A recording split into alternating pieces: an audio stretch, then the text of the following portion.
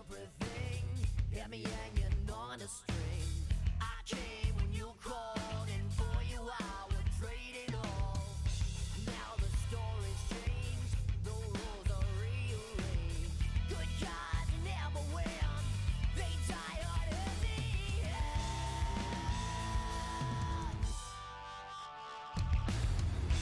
When your world's turning gray, I won't be saving the day, and I think that I'm gonna like it. There's no lesson to learn, I just like watching you burn and feeling like I've become a villain.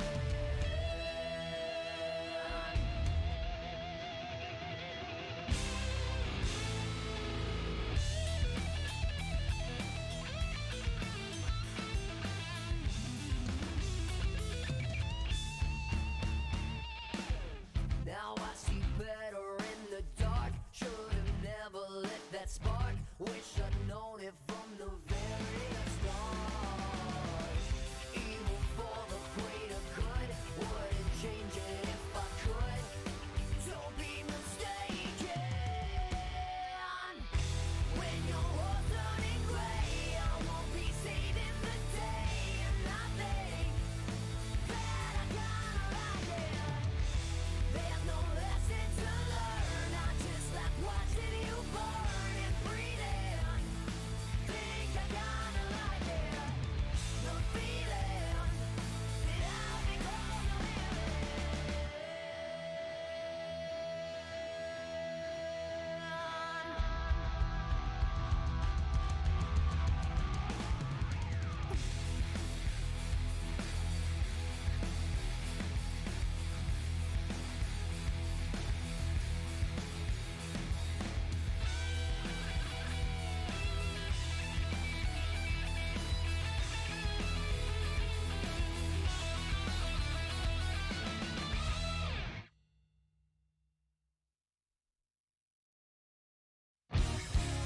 Am I doing all I can to get it right?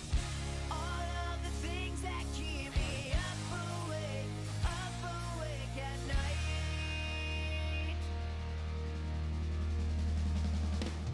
It was one for the books from the start. I was hooked, we were riding home. You could ride in stone. Our time is long for all of the ages. Just think of all the time we spent remember when I thought it all could never be taken. It's love and war was keeping score. We both have casualties. Now I feel the end is near. It's come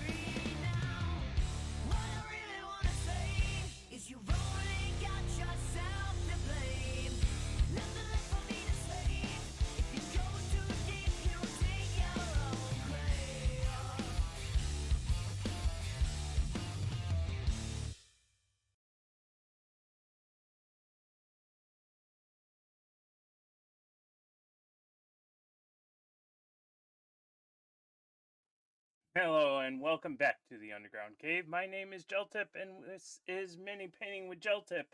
Tonight is Thursday night, which means another Thursday night paint along. We're going to continue on with our Dark Dwarf Reaper right over there. This will be our third installment. Didn't get much of a chance to do all the tedious stuff, so maybe we'll work on that tonight. That is the glow effects in the armor, getting some of the axe and whatever else that we could possibly do with this guy to make him look and pop on your table. Um, so, this is a tutorial stream. It's not really a tutorial stream. It's more me just painting, and you guys have your paints that match mine probably, and your guys are painting the same miniature as I'm painting mine. So hopefully this gets you a chance to use some of the same skills that I use, or some of the same techniques for you to try and see what works for you. So tonight is Thursday night. Let's get together with the paint along. But before we do that, I do have a couple of announcements. Um, Next week will be my last week of streaming for a while. There's some actual real life stuff going on I have to get ready for. Because as you know, at the end of this month is ReaperCon, so I will be going to ReaperCon. I do have stickers, I have some ribbons. You can find the guy with just the tip t-shirt. That will be me. I'll also have the Reaper hat.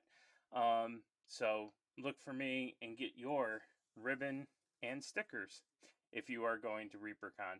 I'm also doing a bunch of stuff, so we're gonna take a small hiatus. Next week will be the last stream, so hopefully we'll finish off our Dark Dwarf Reaper Cleaver, Dark Dwarf Cleaver.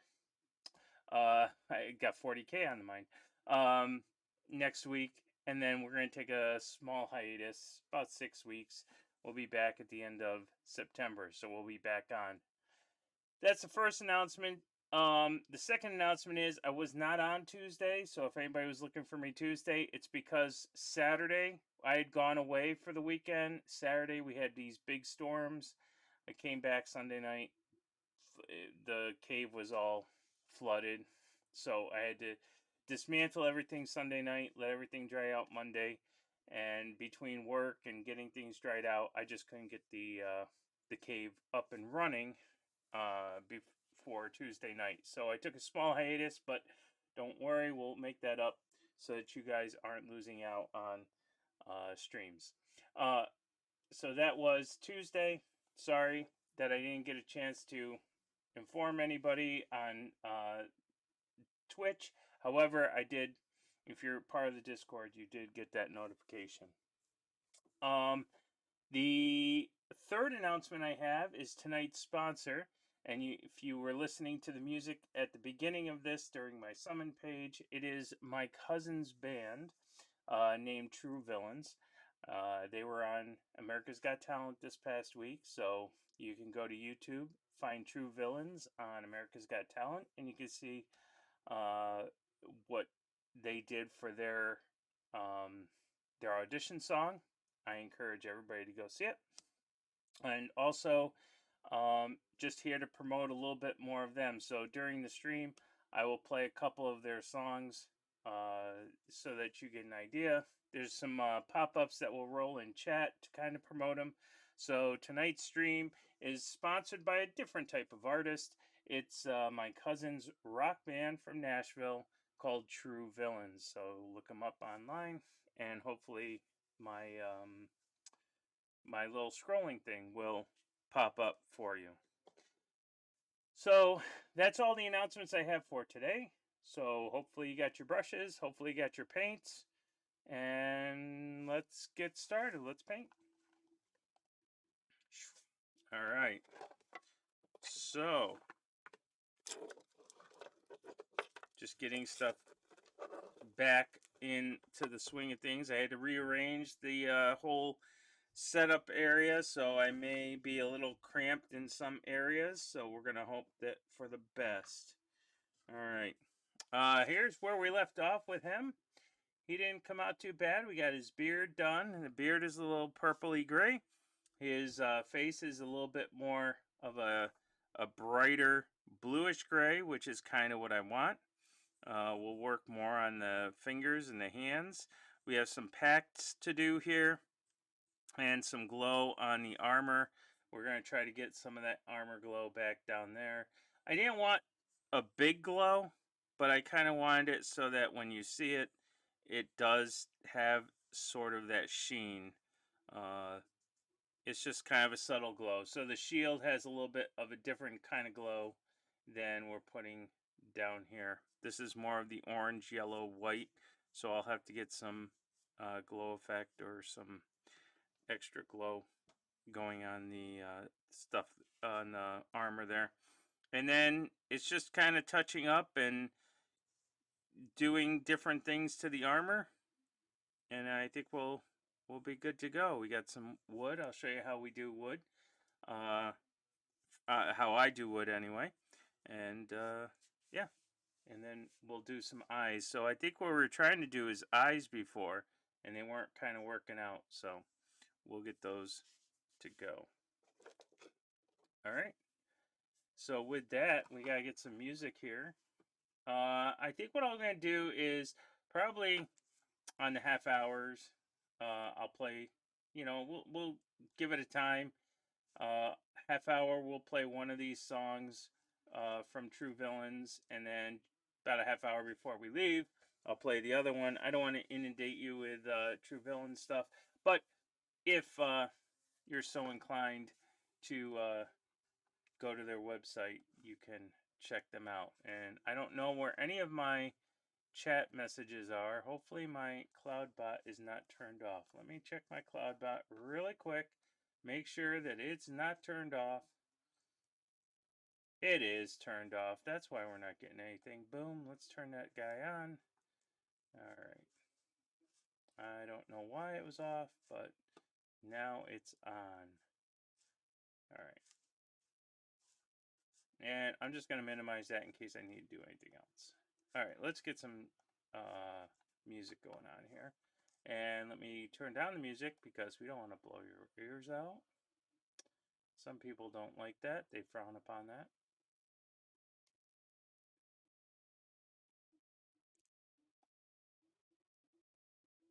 And we'll do that. All right, let's see. What do we want here?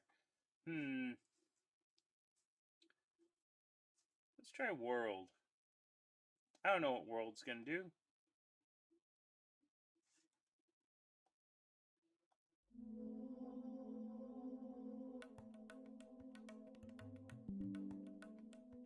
There we go. CloudBot seems to be taking off now. Let's open this up. Alright, so a lot of my stuff has kind of hit the wall here, so I'm gonna have to do a little bit of cleanup some point this weekend, but I do have a free weekend where I can get a lot of painting done, and I'm gonna need to. I gotta work on my diorama for ReaperCon, so that's one of the things that I gotta do this weekend.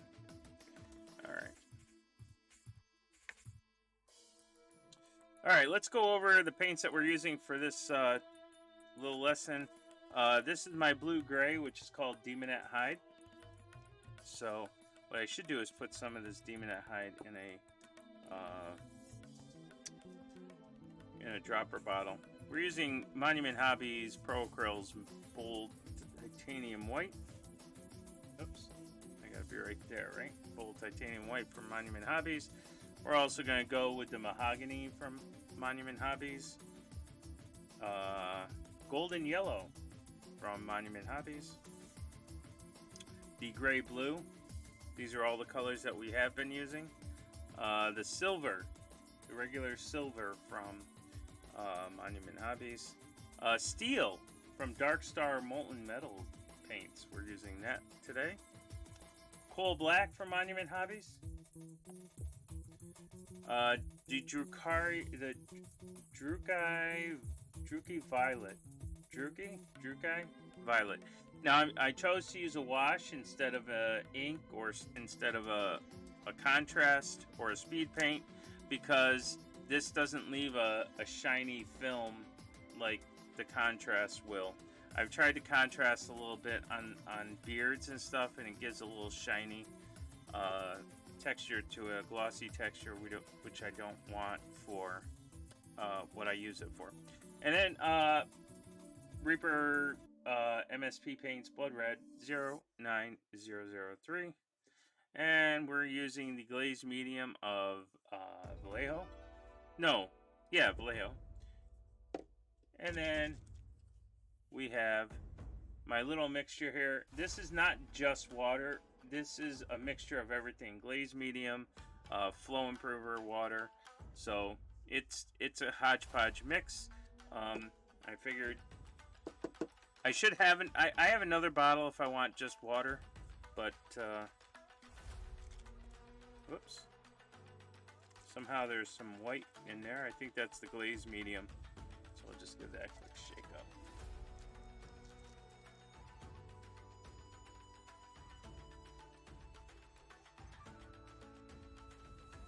Alright.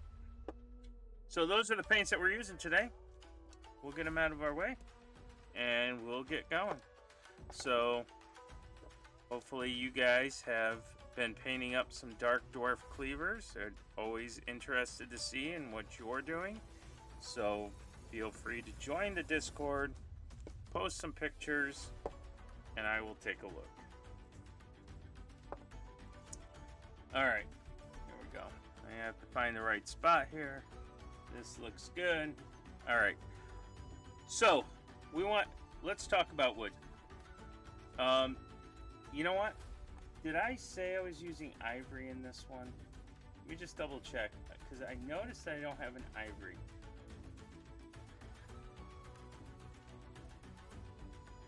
And we're not using ivory, so I'll show you how to make a quick ivory for anybody that likes to mix paints. Alright, so to make ivory you need some white.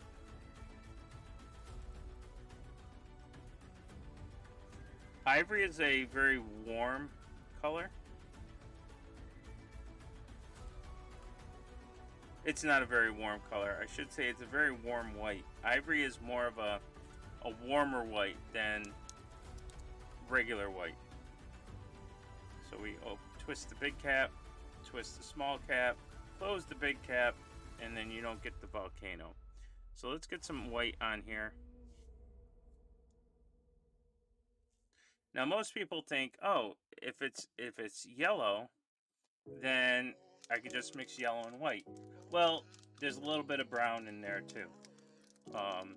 So you have to kind of gauge the ivory, because if not, you're going to get this super bright yellow, which is not going to be... I mean, you could use super bright yellow, but I think if you want a true ivory, we gotta add some brown in there. So I'm going to use some of this yellow, this golden yellow. All right. So the first thing we're going to do is I need to take some of the brown. So you just want the yellow to tint it. You don't want it to be, you don't want yellow to be your primary color here. I want the brown and the white to be my primary colors here. Hey, Demon Speed, how's it going? Thank you for that lurk. Please lurk anytime you wish. Now, you can use any brown. I'm using the mahogany because that's what I told everybody to use. So, I'm gonna go with a 4-2-1 mixture and see how that works. So what it means is, since ivory is supposed to be on the white side, we're going to use most of our color to be white. So I'm going to take and do, so you're going to grab yourself a brush. It doesn't matter what brush, but you have to use the same brush for everything. So probably want a good color, a good size brush here. So I'm going to do 4 whites. Alright, so here's my white. So I'm going to take 4 whites.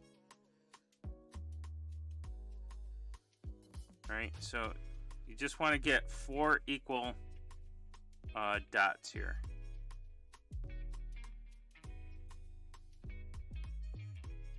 Okay.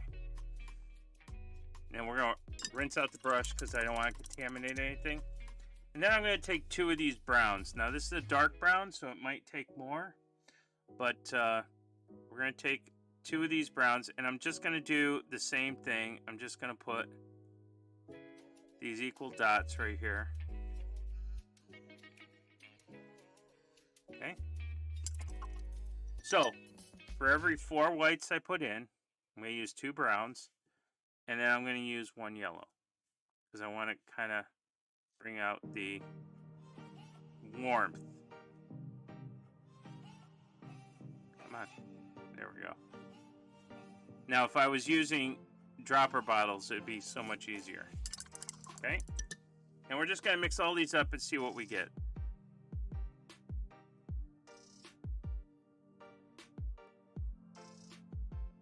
Okay? Looks like a very, very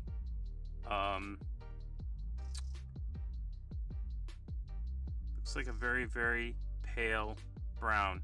So what I'm going to do is I'm going to go back in and take some white and add a couple more white. So maybe it's 6, 2, 1. Let's try that.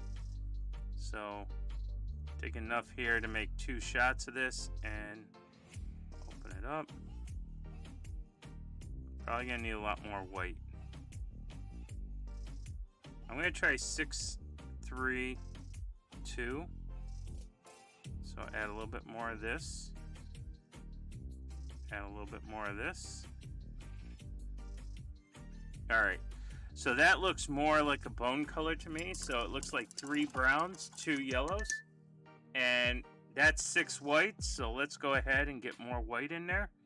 So I'm just going to take a nice big... Remember, white is a very powerful mixer. It will lighten this up, so I'm just going to take a healthy dose of it because it's ivory. And you want to get it to be a nice ivory color. And it's kind of getting there. Let's see if we can get more white in there. Oh yeah. There we go. So it looks like 3 browns, 2 yellows, and then a whole mess of white. You have to keep going until you think you have the right mixture here.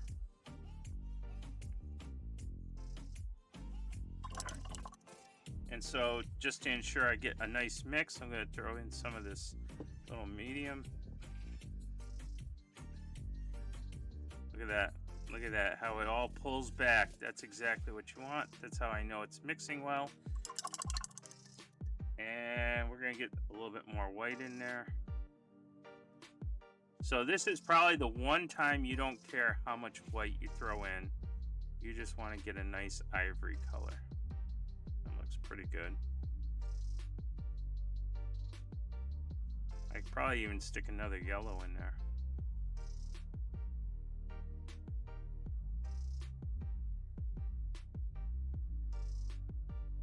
Alright. Looks like a good ivory color. Might be a little bit more on the reddish side because of the mahogany.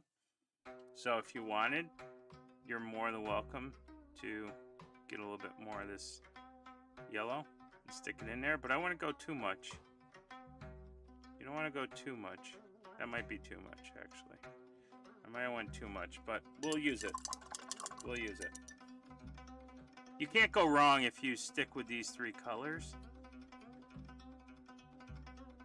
That really made it... Oh, yeah. So, I just need to... What you're trying to do is get like a little bony color. I think that's a good ivory right there. So that's a mess of white. We just kept adding white. I was very conservative. You're probably looking at like 24 whites. And probably if I wanted to get some of this brown out, or excuse me, some of this yellow out, I could put some more brown in. So you're probably looking at 24, 4, 2, or I mean 4, 3, 24 whites. Or 20 whites. It really depends on how bright you want. Okay. I'm just going to get a little bit of brown in there. That looks a little yellow to me. It's probably because Yeah, that looks much better right there. I like it. All right. I don't know what this world stuff is, but hopefully you do. All right. So that's my ivory. So now I have my white, my yellow. And so when we do this, I actually want to mix. So we started with the mahogany here. So I want to actually mix about a 50-50 mix between this and yellow. Actually, I think I want a 3-to-1 mixture. So we're just going to go in and mix this color. And maybe it is a 50-50 mix. All right. Yep. All right.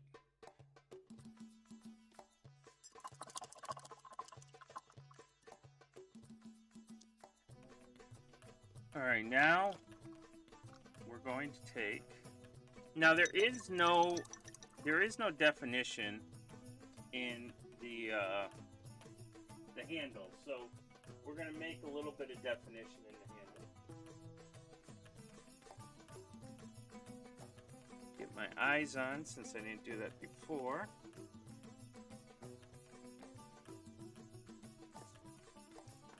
All right. And so what we want to do is this is all organic stuff. So you can make this however you want to do the wood. If you want it to be very faded, then what you do is instead of adding the yellow, you keep adding the white or keep adding this ivory. So I'm going to start with this yellow and I'm going to make some texture in this mahogany, and then I'm going to go to this ivory and mix some of this ivory into this mixture here. So first thing to do is take and load up the brush,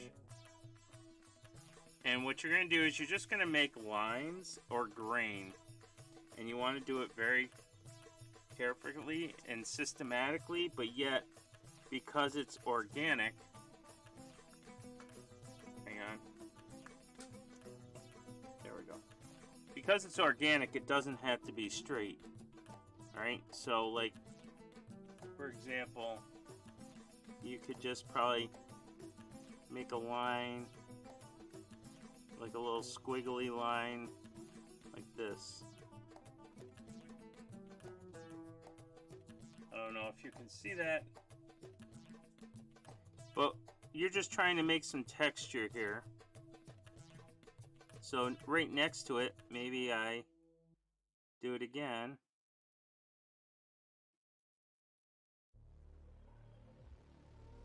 This one. Again, you don't have to be super straight with it.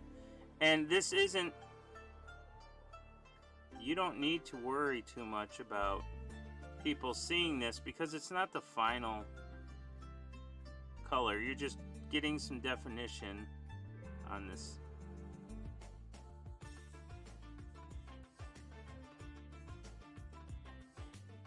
It's a great way to hide mold lines if you can do mold, if you have mold lines. Like I didn't clean this before I did it. And there's nothing saying that you have to go all the way down with your wood grain. You just put some dots in there, stipple in there.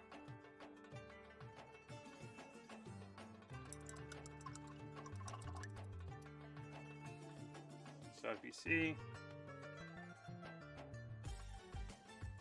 now you've kind of made some texture. And it only gets better as you go because you're going to actually add in brighter colors. So that was the mahogany with the yellow. So what I'm going to do is I'm going to take this yellow mahogany color, and I'm not really going to add in the white. I'm going to add in that ivory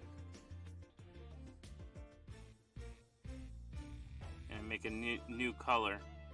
So see how powerful that ivory is? It's all that white that's in there, and darken it down just a little bit. And this, you're going to do the same thing. So just find that wood grain and just go back over it. Because it's got some white in it, you want to try to stay as less as you can. And I know what you're saying. You're saying, gel tip, I already made it really thin. How am I going to do that? Well, less is more, right? So if I wanted to, you could try to follow your wavy line, right? Or maybe you don't follow the wavy line. Maybe you just go where you can reach and you don't worry about it. Maybe you don't hit every grain. Maybe you just kind of break it all up. Right? So like if I would do it there and then I restart. I mean, you want to hit some all the way to where the top is. But you don't have to follow if you don't want to. It's just you have white in there and you don't want to lose all the texture that you put in there. And I'm going to leave this cap mahogany so you could see the transition between the plain mahogany we have there and our wood handle. So you can probably already see a little bit of the transition.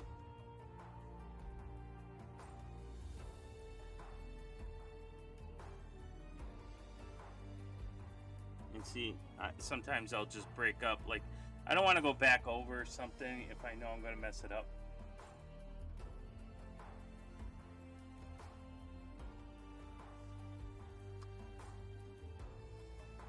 This looks like a very, you know, what's the word? Plain space, a lot of white space in programming. You don't want large spaces. You want to give as much texture as you can. All right. So I'm going to take some of this again. It's very powerful. Add it to this mixture. It will lighten up.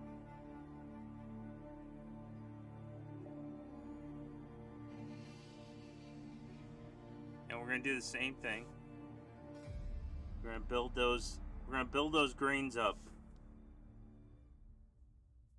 Little by little, lightly. This one, maybe you only want to hit certain areas.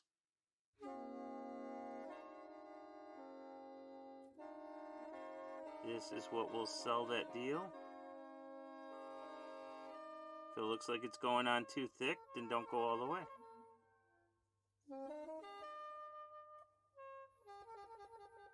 Try to be as careful but chaotic as you can.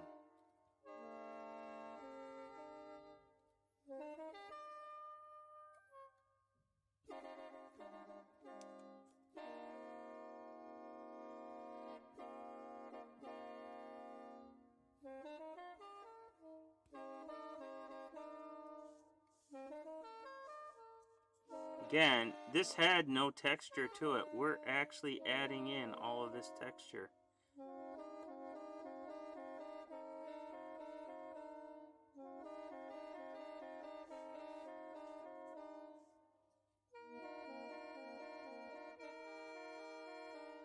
The trick here is the more white that's in your paint, the less you have to put on to make it look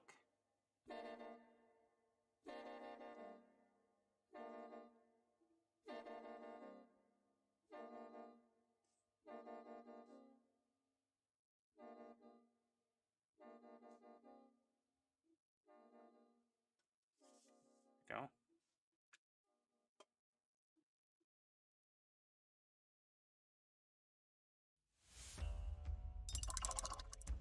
And what we can do now is add a little bit more of this ivory color.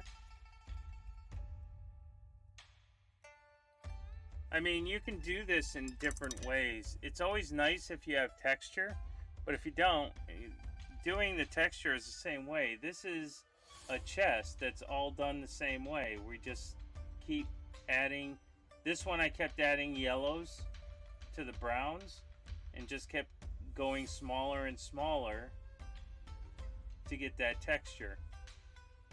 So that's all you're trying to do here. So I'll add a little bit more of this ivory in here. And this time, once you get up to the bright colors, you're only hitting like, you only want to hit like the curves. So like, for example, I put a curve over here. So I just want to kind of hit right about here. And it looks like I put a little dot here, so I'll put something there. So remember how you do the hair color?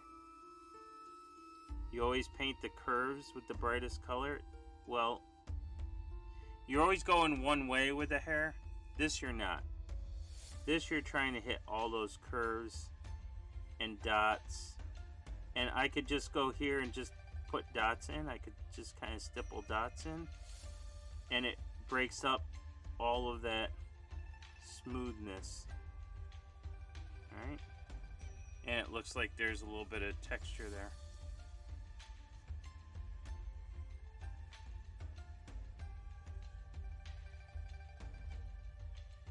So you can see what I'm doing.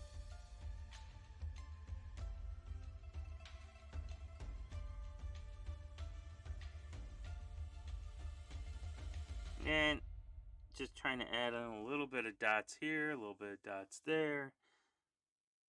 There's a little curve like right here and right here. Right here. I mean, I'm the one that put in all these little curves when I did my little squiggles, so now I own it. So if you're asking, how are you figuring out where to put stuff? It's because I'm the one that did it. I'm the one that made these curves, and so therefore I have to abide by it.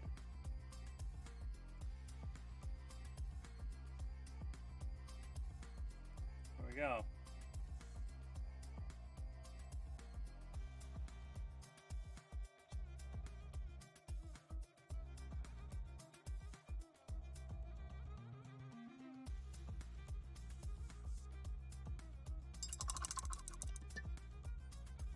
And just like that, that's where it was at. Now you did all this, and people aren't going to know that you didn't have any kind of texture there because you created the texture there. And if you think you went too bright with it, that's fine. Just darken some stuff up and you can redo certain areas.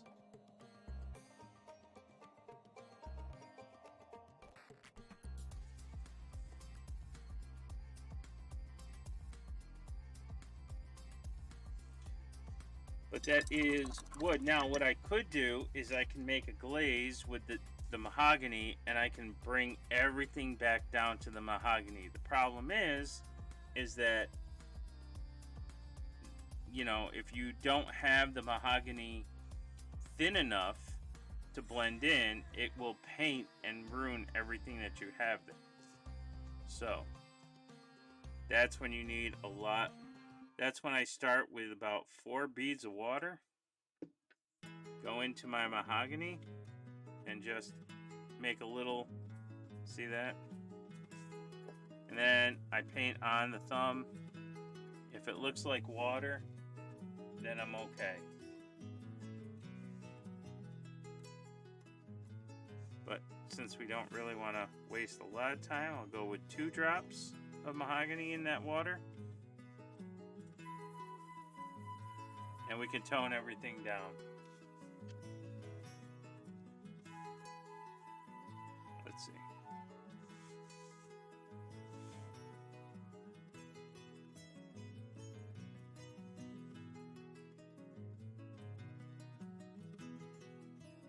Oops. Yeah, see? That looks good. I like that. Okay, remember how to glaze, right? Once you take that, you're going to touch your paper towel. You're going to hope for the best to get that point. Once you get the point, you just kind of go over everything you did. Your highlights will stay, but everything kind of comes back down.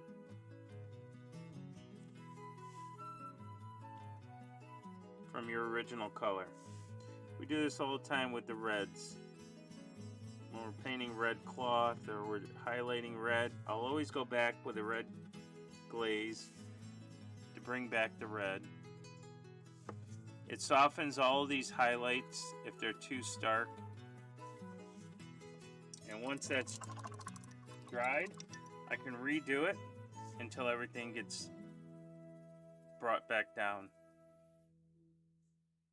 There you go, that's wood.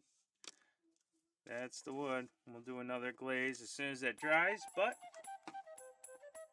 well, we'll wait. In about a minute, 3 seconds, I will play a song from True Villains.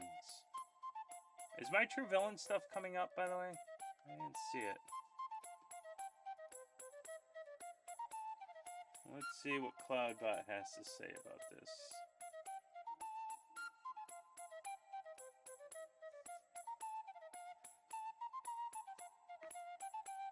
Timers.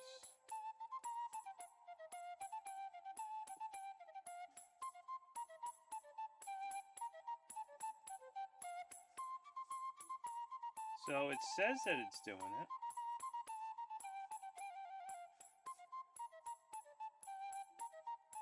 Oh, I know why.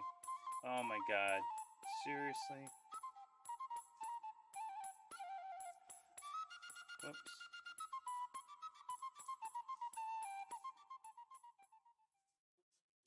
Alright, let me stop this really quick. Come on. No, stop. Thank you. Alright. Ladies and gentlemen, in honor of my cousin's band and sponsor of the show, here is... Come on. Here is True Villains. Hope you enjoy. Am I doing all I can to get it right?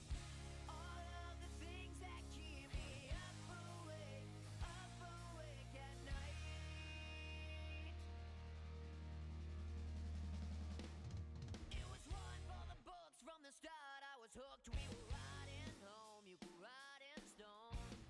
Our time is long for all of the ages. Sorry, I'm looking to figure out why my timers are not working.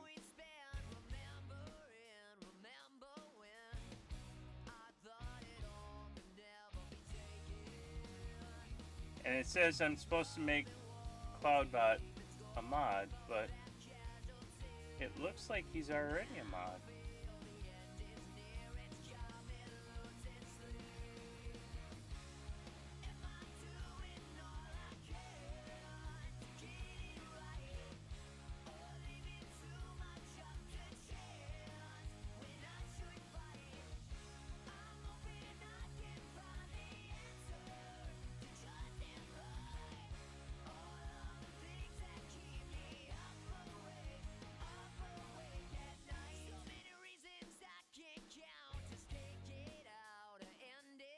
Do I have to confirm it?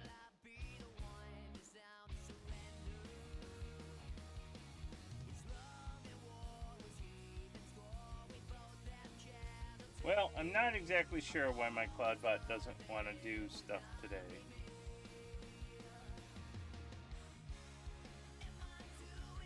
But I will give you what it says.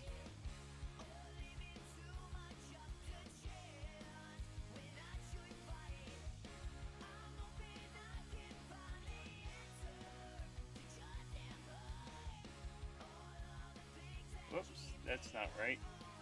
Let's try it one more time. There it is. Alright.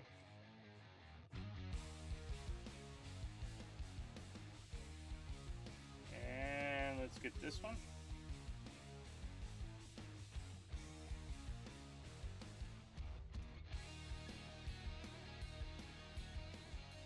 Oh, I was supposed to find the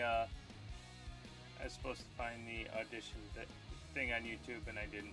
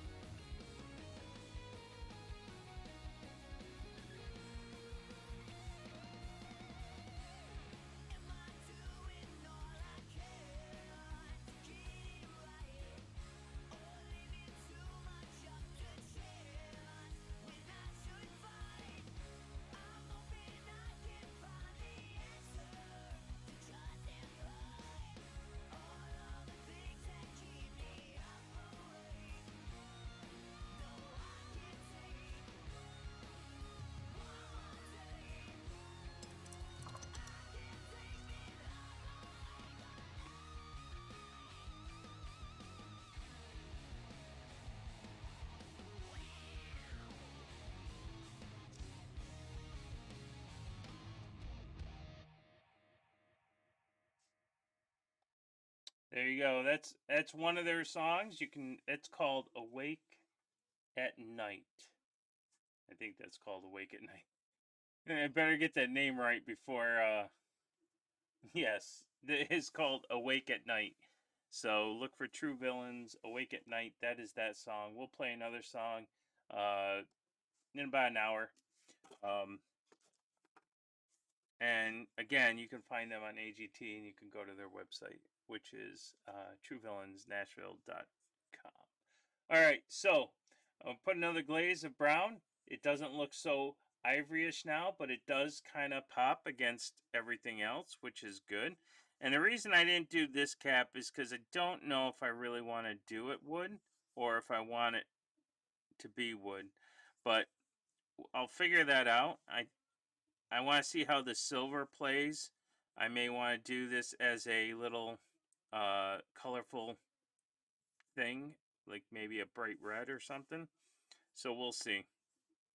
But I thought maybe we could do some true metallics, true metal metallics. Um, Something I have to learn how to do anyway. Uh, but basically, true metal metallics is sort of doing non-metallic metal metallics, but you're using actual paints to do it. So there's a lot of kind of glazing and mixing that goes on with this. So I want to try it on the axe. So in order to do it on the axe, what we're going to do is we're going to take some steel or dark silver and we'll put it over here. There we go. No, that's good. Pretty good shot. If you're looking at Dark Star molten metals, there's only one place that you can get it from. There's only one person in the U.S. that has the rights to get it and order it from overseas, and that is Impending Duff. So you can go, and I'll shout out Impending Duff. You can go over to find his website. I believe he's still doing the Dark Star molten metals. I haven't heard of anybody else selling it in the U.S. But let me just give Impending Duff really quick a shout out. If you're looking at some metallic metals, I think this is right. Let's see if this works. Yeah, so you can check out their website to get some Dark Star. Like I'm totally in love with the Dark Star metal molten metal copper. I absolutely love this.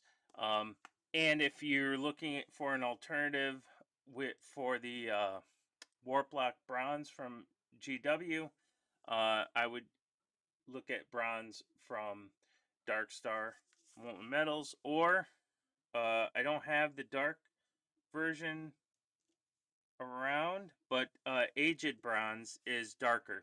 I think aged bronze is a little bit more closer to the Warp Lock bronze if you're in the Citadel Games Workshop space.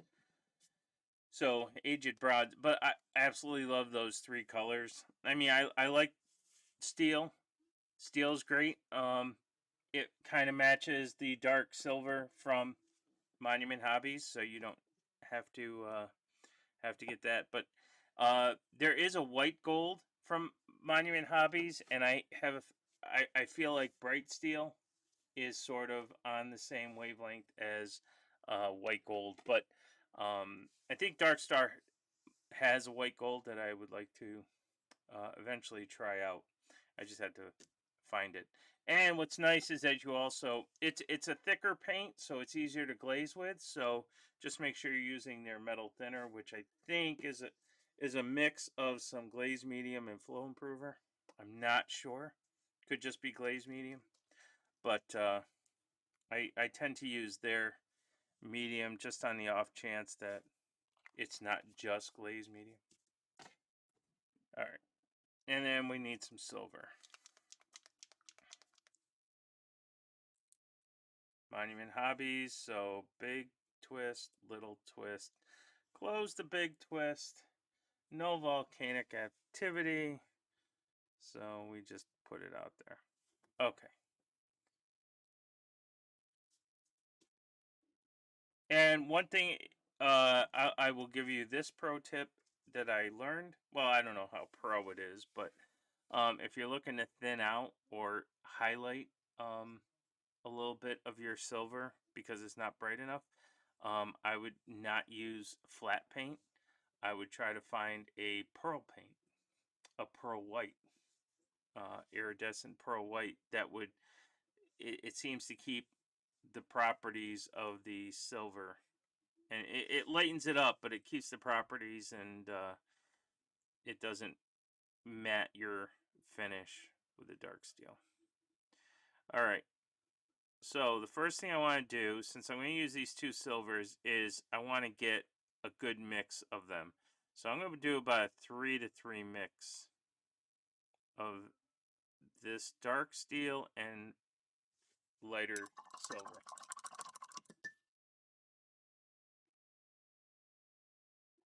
So I should have done the lighter silver first, but there's 1,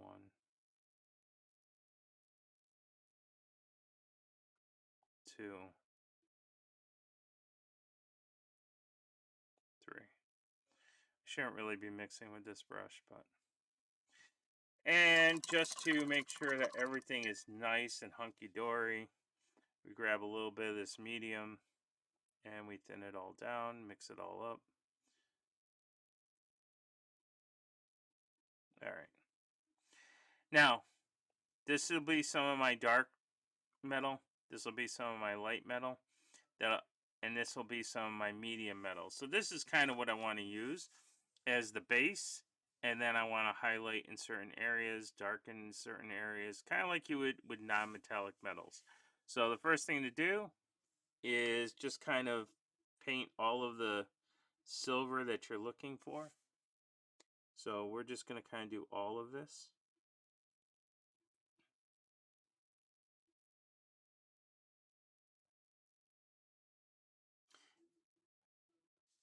And you can make this up here. You can make this metal. You can make this brown wood if you want. I always thought maybe I should cap this nice big rivet to hold the wood in place. So I always kind of did that, but you can definitely make this wood as well. I'm gonna try to make it a metal cap on top of this wood rod.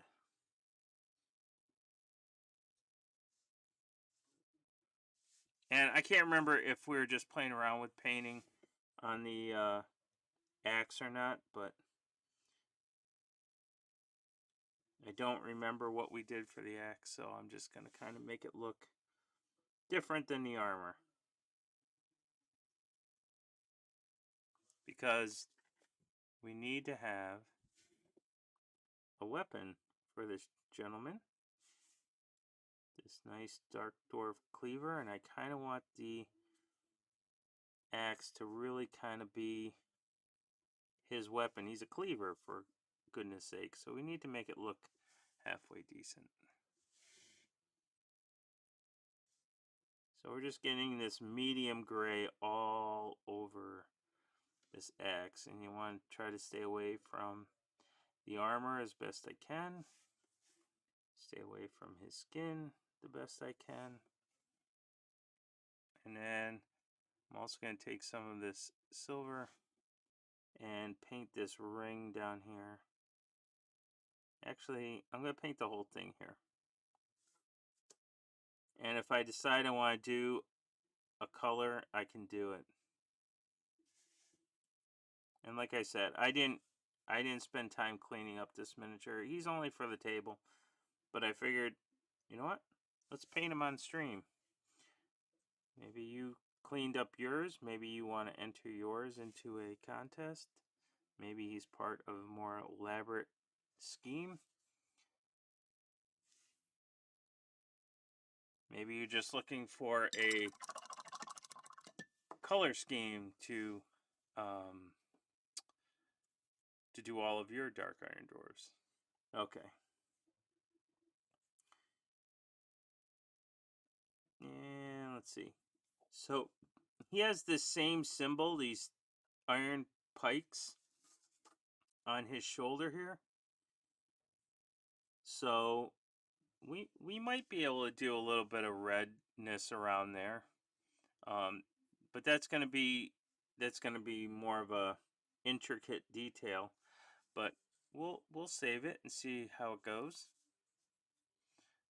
You certainly can do this in silver to call that out, but I think I want that to be a nice color, because you want to add some color to this. You don't want it to be all just grays and blacks. All right, so that is the shield. And I'm just looking around, making sure that everything is fine. Looks all nice and flat. You know what I'll do? I will get this thing on his bracer. This looks like it's a dwarf head. Just kind of hitting it lightly to try to figure out. Actually, it looks more like a skull.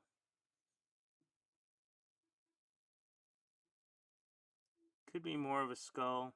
Could be a cat if you look at it downward. Who knows what this sculpt is? I'd have to look. Maybe it's a demon thing. It looks like it's got fangs. I think this needs a little bit of a touch up. Yeah. All right. Find things that I just touch up and stuff. All right. There we go. That looks good. All right.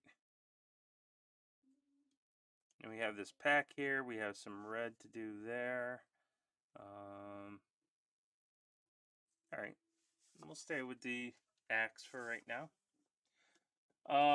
Okay, so looking at this, if you look at it in a light, like I'm looking at this right here, and this looks like a darker area than the blade, right? So you have to kind of look and say, well, here's where my light source is coming from, up here, because this is where a lot of the highlight is, right? So I definitely know that this will be. So what I want to do is I want to take this light silver and kind of dictate where I want the brightness to be. So definitely it's going to be here. So I'm just going to kind of come with this silver and indicate right about there is where I want. And then there's a potential to have something right down here. So do that. So when you're looking at it, it kind of looks that way, right? And then there's this line of light that just hits right here.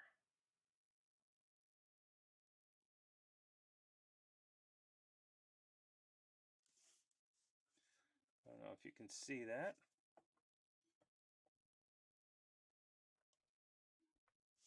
Okay. So that's where that hits. And then if I look over here, okay, see this spot right here?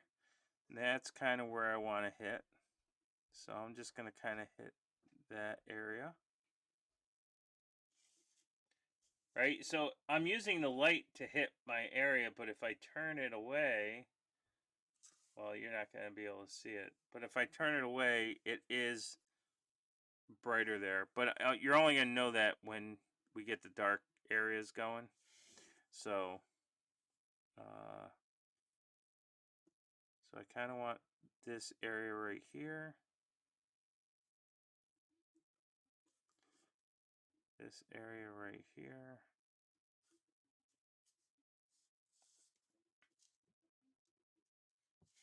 And then it looks like this.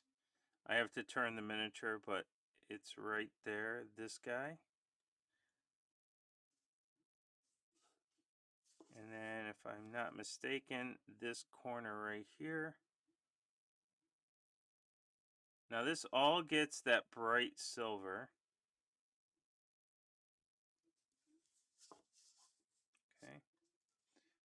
So that's where that goes. And it looks like this right here might get a little bit of splash over.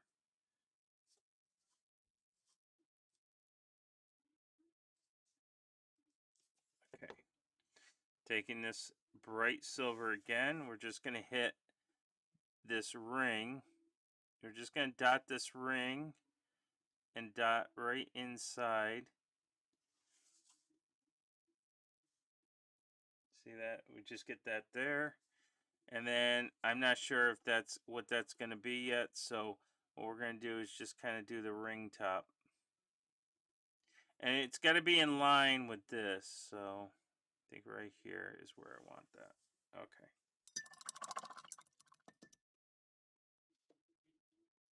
All right. So there's all of that. So now I want the dark shades. So since everything's coming this way, nothing's going to hit this. So this back here can be nice and dark. Right? So we'll just get that to be nice and dark like that. This right here is going to be dark, so we'll do that. In fact, so see, this X is more of my black instead of gray, and the bright silver X is my white. So what we're doing is kind of sketching out where we want things to be. So I'm going to kind of sketch out right here. This looks like it would all be nice and dark. Just looking at here. Right here would be dark. Not all of it's going to be dark though. It will eventually fade into a darker silver, but not extremely dark silver.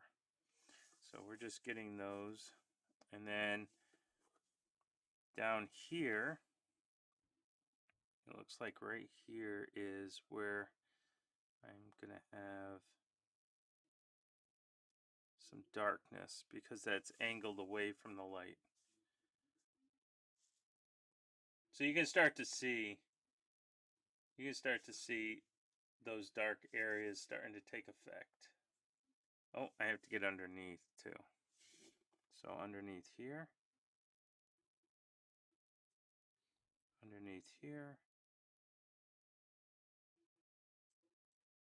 and underneath here.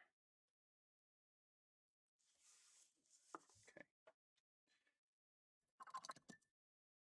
Now, because this area is in the light, it's not going to be completely dark. I mean, I'll give it a dark edge, but eventually this dark edge is going to kind of bleed out to a much more controlled silver. So we'll just do this.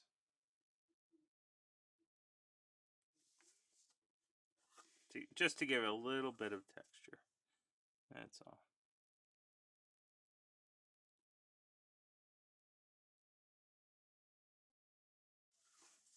All right.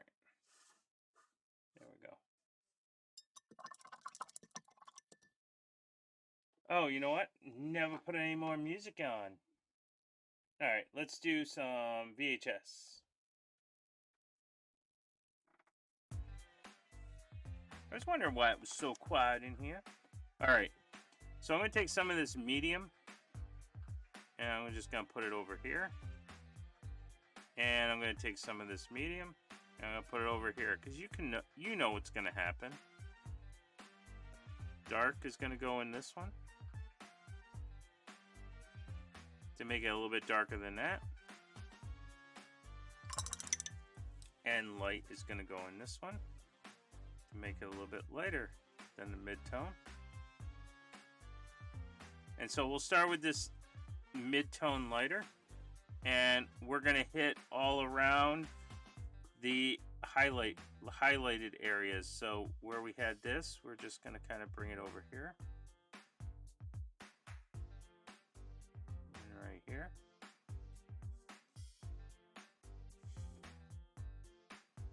Highlight right just in front of the lighter area, just behind it. Get this area down here.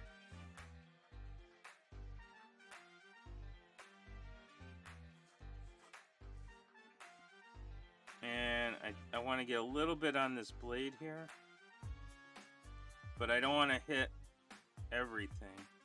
I don't want to hit way in the back. I just want to hit the blade. There we go. You still have that brighter color there. We still have that bright there. Just trying to see if there's any other areas we need to hit. So I'm going to take some of this and hit on the edge over here.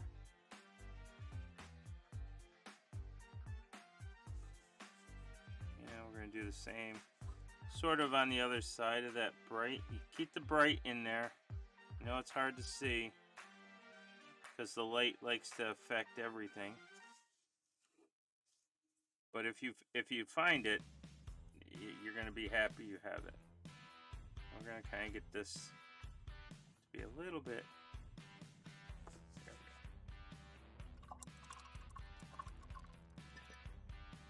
we go. And we're going to take some of this dark right here.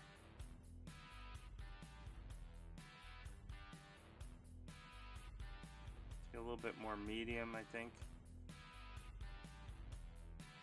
And where the dark areas are, we want to come out from the dark into the light. So like right about here, we want this to kind of come out into that light. This we want to come out into the light.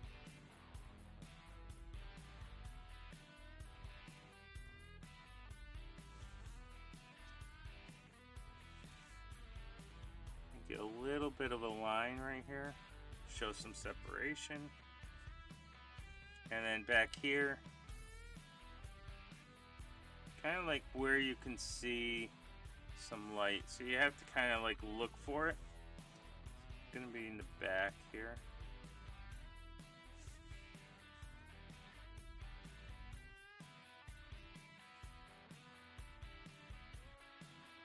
And I think I might be able to get some dark in there. So the top here will be this lighter dark color, so it kind of blends in more.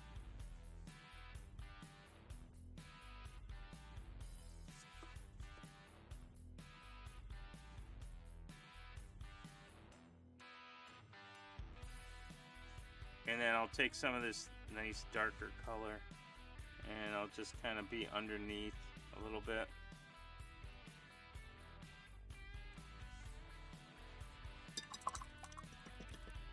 Alright. And then you just keep going in. So now I'm going to start glazing in a little bit of the darker color just to get those definitions going. So we're going to use that medium, and I'm just really going to get the dark pieces here.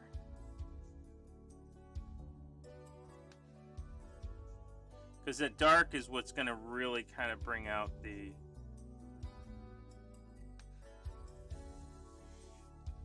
those highlights. So I kind of want to come back here just a little bit more.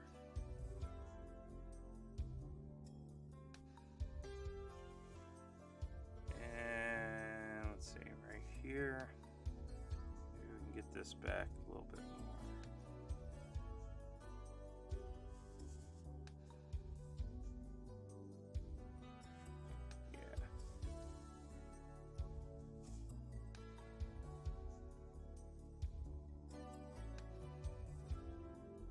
Looking around. Oh, right there is where I need to get some. Right back here. And let's see. Can I actually draw some lines in here?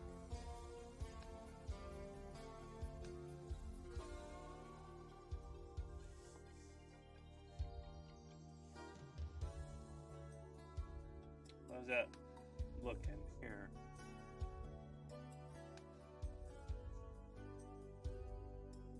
Now this is all just the silvers. And what we're going to do is we're actually going to go in with the highlight color. And we're going to hit those highlights once again. So like right here. here. Just want to sell the highlighted pieces. And if I had some pearl paint, I could do it with the pearl paint.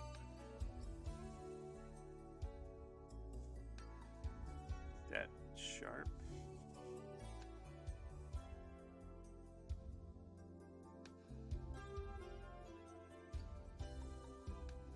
That's why you can really do a lot with non-metallic metal, with grays and whites, because white, you can really get that. You can really get that to be bright. Right now, I'm just using this silver. I can grab a lighter silver so you could see what happens, but I think I need to get this to be a little bit lighter right here.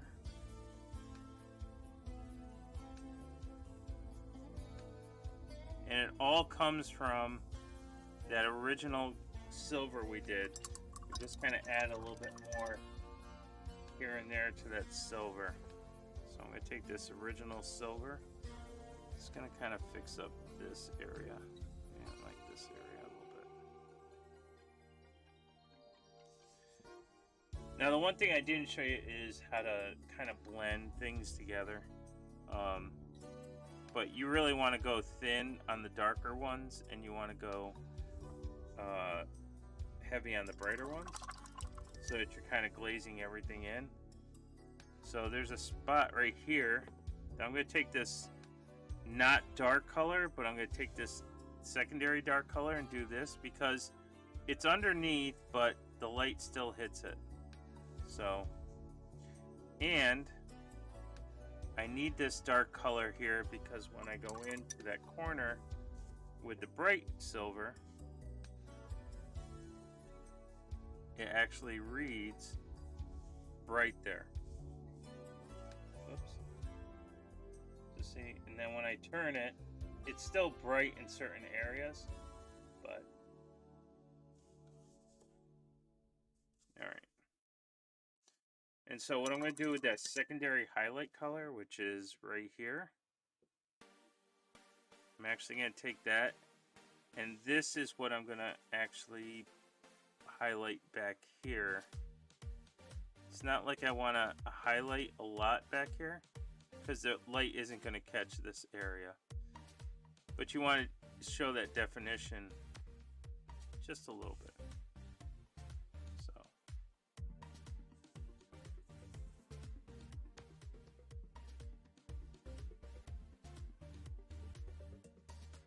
And it's your darks that are going to bring out that. It's your darks that bring out the light. See, that's a dark silver back there. That light silver is not going to change. All right. Next thing is we're going to take some of this dark silver, and we're going to hit every single dig or scratch in the blade. And you want to do this nice and thin.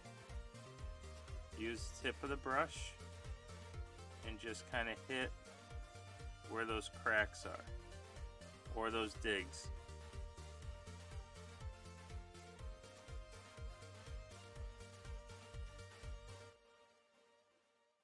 And then I will show you the little magic trick to get those to look like they actually belong. In fact, I'll even do a nice little scratch right on the blade. So let's see.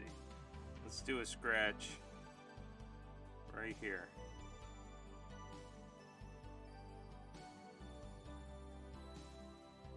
And I'll show you how that, and let's see. Do it like this.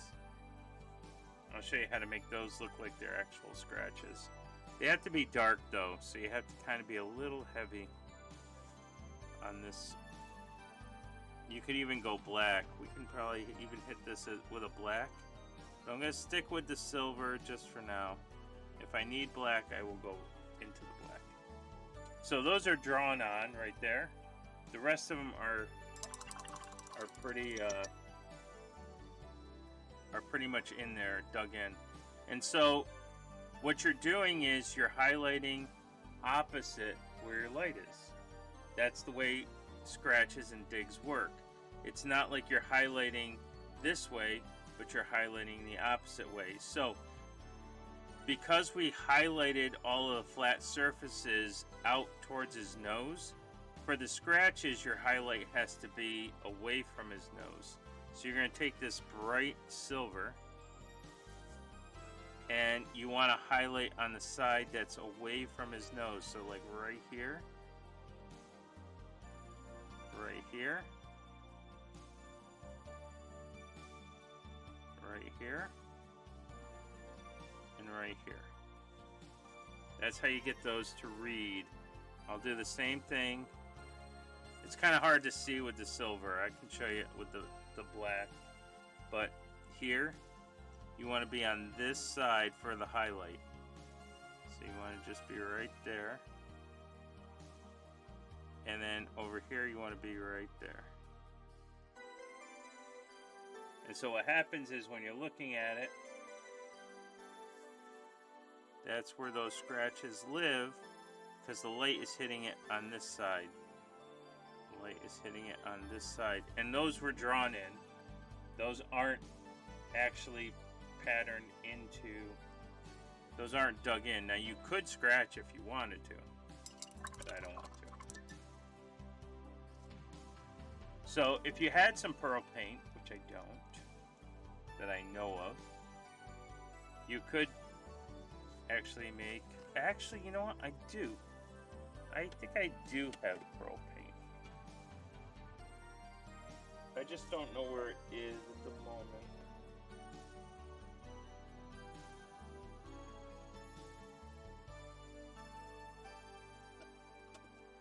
I'll have to find it, but anyway, I'm gonna use this brighter silver right here, just to show you what you can do. I don't think the white is gonna do it for me. I'll put a little bit of white in, but it's much easier if you do pearl paint or if you just don't do not true metal metallic. But so if I use the this brighter silver, I can actually hit these highlights a little bit starker. But because now that you have white in there, you have to make sure that you're hitting very small pieces. And you're hitting on the opposite side, remember, of your dark.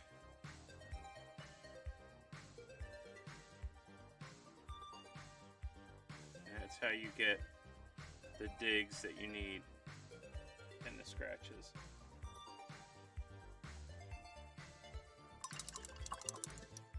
And if I wanted to, I can just go to the black and make those scratches a little bit bigger. Oops. Big, small, close, point. I don't need a lot of black. Eventually we'll do black. Next week we'll probably do some black edging so that we can clean up stuff. But here, if I just want to get into those little areas, I'm not doing a lot of activity here. Just kind of hitting to show that it's like super dark. I don't have a super dark gray. And I don't want to mix black into my silver. But if you're ever looking to figure out how to do non-metallic metals, that's kind of one way. So there we go. So we got those to be nice and black. Got the scratches in there. And that is the axe.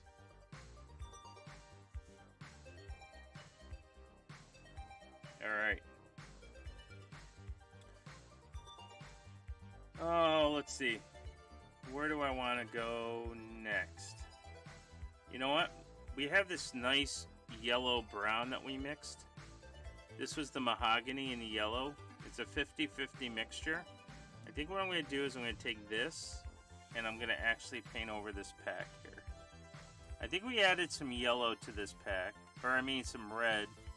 But I think I want it to be a little bit more warmer than what I've got. So I'm just going to go in and just paint. I'm not going to paint the recesses. I'm just going to paint what I can see. They both have mahogany in the brown, so it's going to look just dandy. That's the beauty of mixing paints. You get this harmony, and as long as the browns are the same, doesn't matter if you mix yellow or red in it. The mahogany is what holds it together.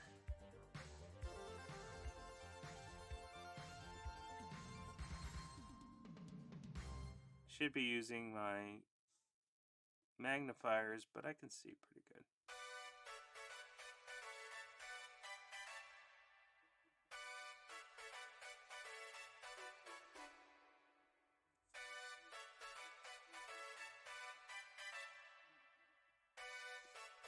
There we go.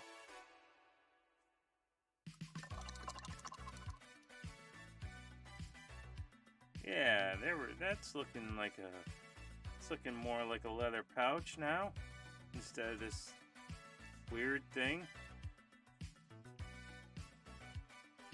All right, let's see. Where do we want to go next? We have a lot of internal flames to do. We could go that route. I don't know if I have the option to do this. Let's see. I want to take this water and I want to put this water in here in these recesses.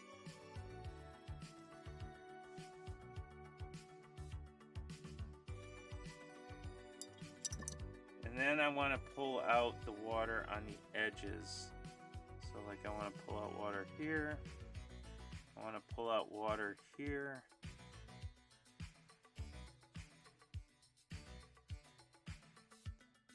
Pull out water here. What do they call this? Pin line washing. So I'm going to take some of this, some water.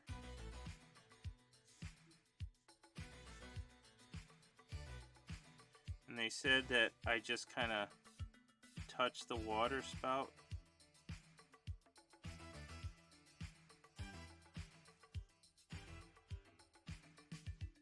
Because that's what you want to do for this glow effect. You want this pin line washing, but I think it's going to bleed over where I don't want it.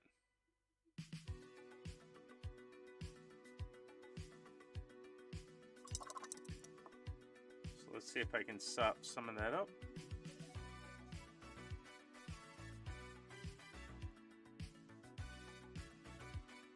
Come on, get off of that.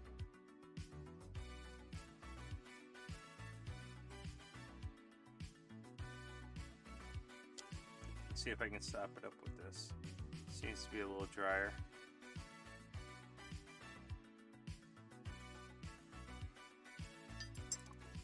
Alright. And if I remember correctly, it was just this black and silver we added together.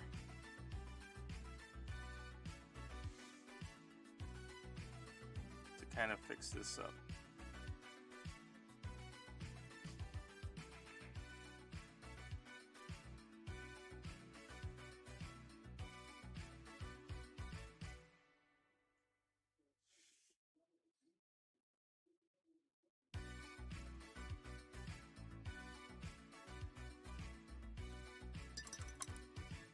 Alright, now we need the blood red, right? So this is what we were doing a couple weeks ago. And take this brush,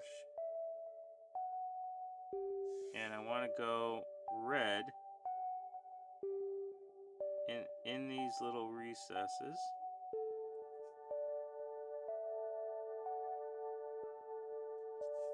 Alright. Right underneath. The reason why we use the white is so that we can actually paint the red onto the dark color.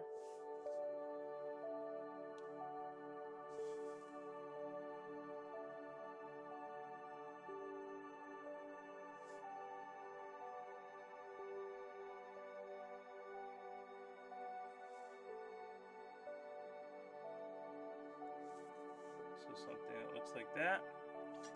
And then we took some of this dark silver, some medium, some black, and we added in some red. So all of those colors, right? All of these colors are in the armor. And so by adding all of that in, I can go ahead and paint on my little reflection lights.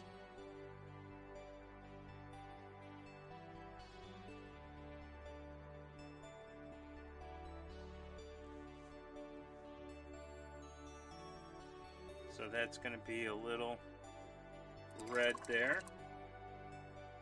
You don't want to go too red because you want to keep the integrity. You just want it to be a yellow tint. And we want to get this to be just a little bit darker because of the glow that we're trying to affect.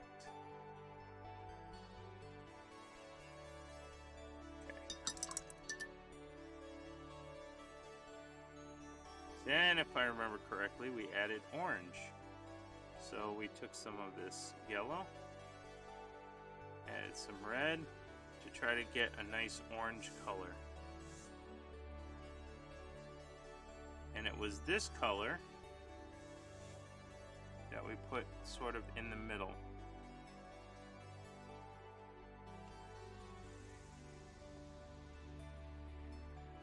You don't want to go all the way. You want that red to kind of still be in there. Something that looks like that.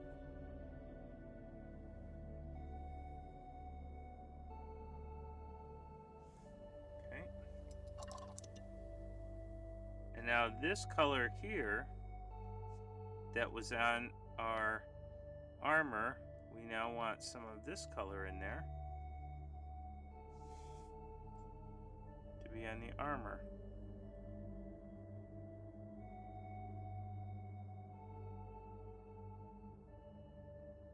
And you're only doing it where the orange is. So you have the red on the outside, and you have this on the, might need a little bit more black in there.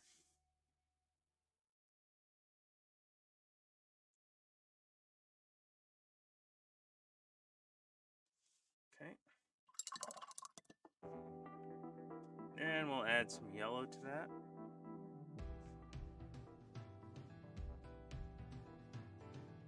Some of this nice yellow, golden yellow. And we're going to add in some yellow in the middle. Not as much of the orange, not as much as the orange, but just enough to make that look like it's kind of glowing in there. And same thing with this. Add a little bit of yellow to that. Get a little bit of shine here.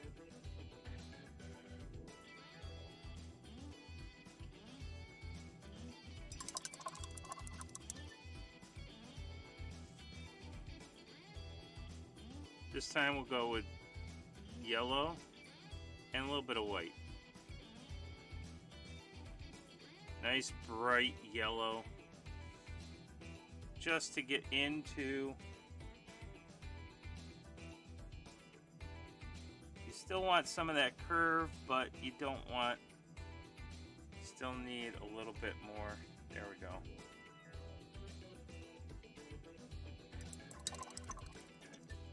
And I don't think we need to diffuse any more of that armor. It's looking pretty good.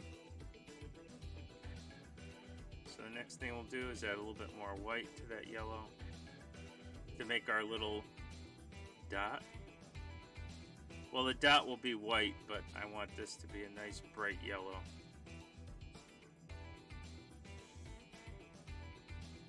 So we'll just get this to be right in there.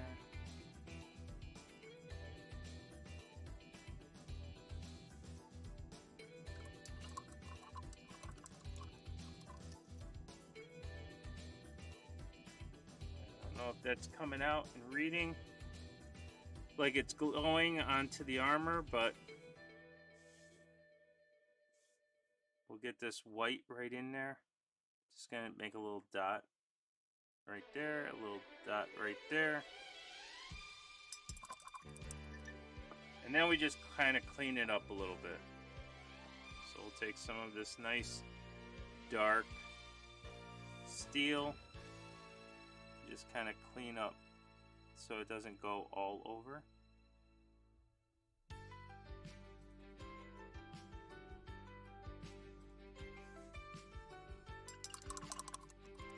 There we go. Never thought your dark dwarf would have color in it, did you? Alright, you know what? It is that time again. Let's give True Villains another song. They are going to be my unofficial sponsor for this week and next week. Ladies and gentlemen, let's keep on the lookout for America's Got Talent for True Villains. But we're going to play another song from them. Hey, War Squirtle, what's going on? You got a little trapped within all the Pretzel Rock videos or songs. How are you doing tonight, sir? How is your Thursday happening? All right, ladies and gentlemen, my cousin's band, True Villains. I don't know. Is this thing actually doing it? Or is... Let's see. I don't see where Cloudbot is actually doing it. So let me quickly go over here to Cloudbot. And this is... So my cousin's band was on America's Got Talent this past week, past Tuesday. So they did very well. You can see them on YouTube. Look for True Villains on AGT. And if you like what you hear or you like what you see, then you can go over to their website and check out their song. But I'm going to play one more for you before we continue for the evening and then stopping. So here is, if I can find it, here is another song by True Villains. The first one was Wake at Night. This one is called The Villain.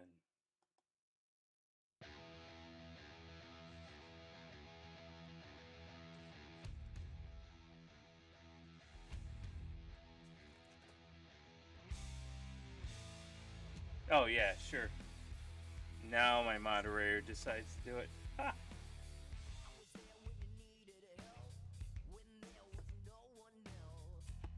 I'll turn it up.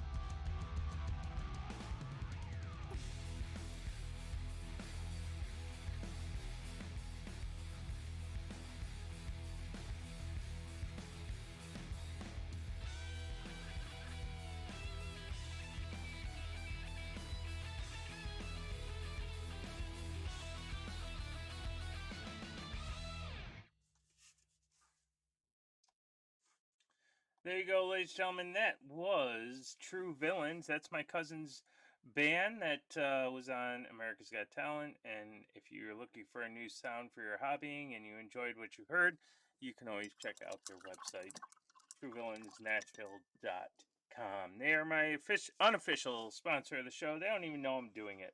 But if you do happen to go over there and you happen to see them or you want to chat with them, make sure you let them know Gel Tip sent you. My cousin will actually know who I am. The rest of the team, the rest of the band will not know. Hey, Watch Captain 81, how are you doing this evening? How was your Thursday? Hope you're painting, hope you're hobbying. We are still working on our Dark Dwarf Reaper. We got the handle done. We put some wood texture in there. We did a little bit more on the armor, and we did true metallic metals on the axe itself, putting some digs and scratches in. So that's where we're at for this. And then for those of you that were watching me paint during the song, all I did was mix in a little bit of red and silver and black. And we're going to kind of get this part here to glow like the shield. But here is a little bit trickier than over here because this is nice and large and I could get into these recesses.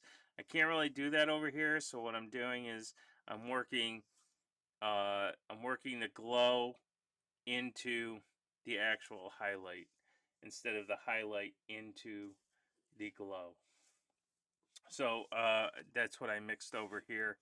And I don't remember what else I was. Oh, I tried to do this red. I'm not liking that red. We're gonna go back and do that the wood color. So I will do the mahogany for that. Pretty good. Working on a new Necromunda gang, the Bad Zone Enforcers. All right, that is gonna be cool. I'm not sure. I don't know too much about Necromunda, but the Bad Zone Enforcers, they seem like they just strap metal to their big, like they're just like hulks. That's what I'm picturing the Necromunda gang, the Bad Zone Enforcers. They're like larger than life. They have all kinds of metal spikes on them. I could be totally wrong, but that's how I envision that. But that's awesome. Yeah, so we're just working a little bit more on some of the around surrounding areas. Um, this is looking a little plain, but you know what? With everything else that we're doing, I kind of want it to look plain. Plus, I don't have the reds done up on the sleeves, so that will bring the red back up. And if I'm filling this up, here's some red up here. If I can get it on the sleeve, I just need the red there. I thought maybe I should put it up here, but I'm not going to do that. When you turn them around, the red will be up here. So I think this is going to go back to being a wood color. So I'm going to bring that back to mahogany. And I apologize to anybody that was painting that. If you painted it silver or you painted it like a gemstone, don't worry. You can keep it. Um, it's your miniature, and I always like to see all the different techniques and all the different color schemes because some people have better color schemes than I do. But sometimes you make a choice and it doesn't work out, and you can't just give up. You say, you know what, that didn't work out. Let me go back and reset. So I think that's just going to be a wooden piece that we can do. And we'll put some more texture in it. I am happy with this. And if I want this to be red, I could make that red because I don't need to. And I have this silver in here. So I kind of like this part of it. I just didn't. I could have kept that silver, but I didn't want to. They are a Palanite Enforcers and oh, they're the Palanite Enforcers that have been stuck in the far off area of Necromunda called the Bad Zones. Nice. Nice. One thing I was doing is, remember how I said cast iron only kind of really nicks at the edges and the points? Well, that's kind of where I was going with this. I was trying to get some of those bright edges to kind of separate. Now, a lot of times people will use black as a separator color, but if you're already got enough darkness, you can actually use highlights to be a separator. Like right there, that separates the armor out. Boom, done. Um, I don't need a lot of this color. I'm not trying to. I'm not trying to highlight everything. I'm just trying to figure out. Okay, if I had a cast iron skillet, where is it going to have the seasoning messed up? And it's really anywhere there's an edge or a point, right? So that's kind of where you want to focus your efforts here with this bright silver. It's just kind of like on wherever these points are. And a lot of people just do the points, but if you can actually get it so that you're hitting both edges as small as you can, it really sells the effectiveness. So like right here, it kind of just sells that effectiveness. Like right up here, I could do the point, but then it just doesn't look, it doesn't look right. So you need some leeway up to that. There we go. Maybe we'll do this down here. I don't know if this'll, but you certainly don't, with if you're doing iron armor, you don't need to be, not everything has to be edge highlighted. That it doesn't need to do that. Like right here, this looks weird to me, but it also works because who's to say that this isn't all scratched up? The one thing I will say is that you can scratch it up. Remember how we scratch things up? We can start with a dark color, but since this is already dark, maybe you just kind of add this small scratch here. It's not really a small scratch, but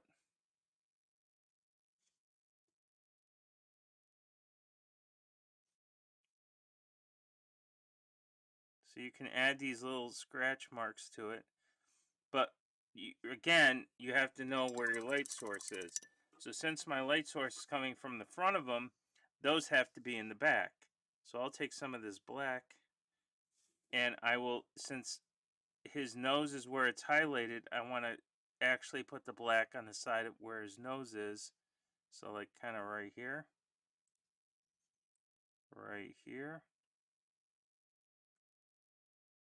and right here. And then it'll look like it's been scratched or dug because you have this little black edge right here, but on the other side. So if you want realistic looking scratches, you have to figure out, you have to go opposite your highlight. So if you're highlighting everything this way, then your highlights need to be on the back edge. So there you go. That's, you can see a little bit of the scratches there. Let me see if I can actually separate out that little scratch right here.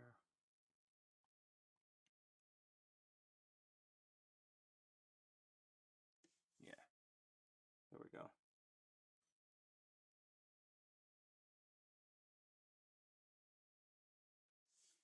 All right.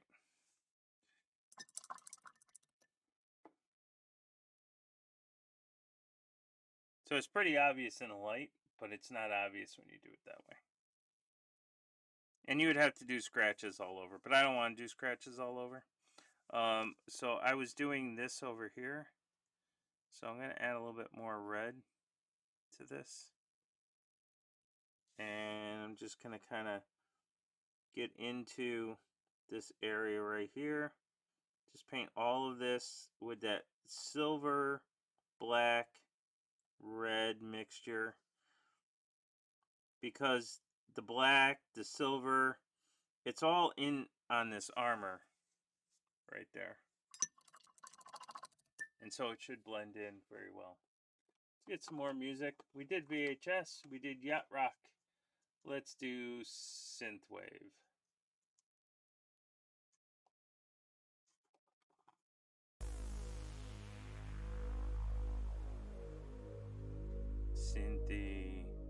All right.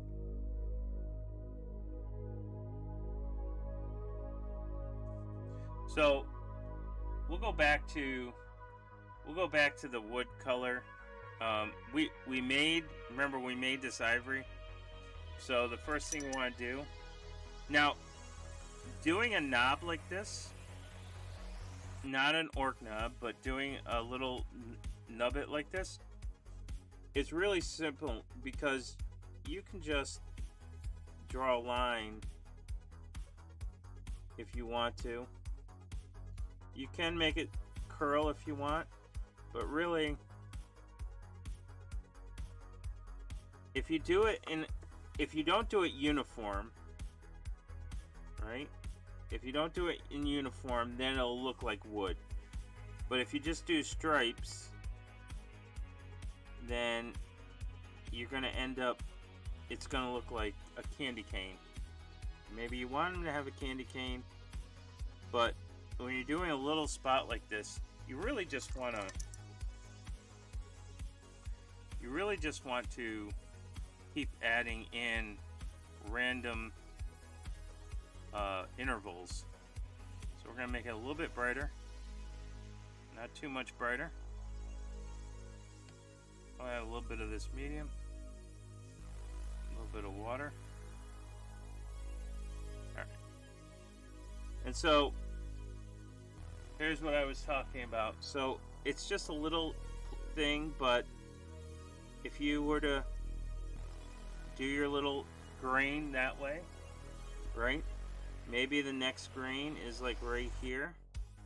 So there's this far off little piece there. But if you do that everywhere, it's going to look like a candy cane. So maybe the next one is right here. And the next one is right here. And what you start to get is a little bit of variation.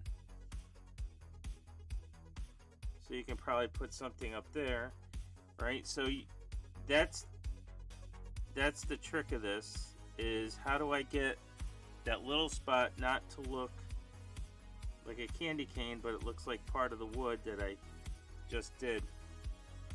And you can actually go into the edge and try to get all those to connect. But I'll show you what you can do with that edge momentarily. But we're gonna add a little bit more of this ivory that we mixed in. See, that's a lot of ivory, so maybe that way. Yeah, that looks like a good highlight color. And again, because you're adding white, you may just want to be towards like the little edge. Don't worry about going too close.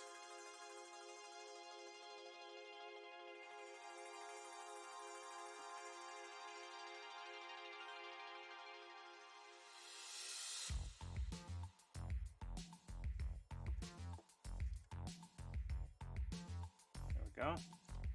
And then we'll just kind of bring all these in with the highlight color. So you can keep it like that. One thing I like to do is go a little bit brighter.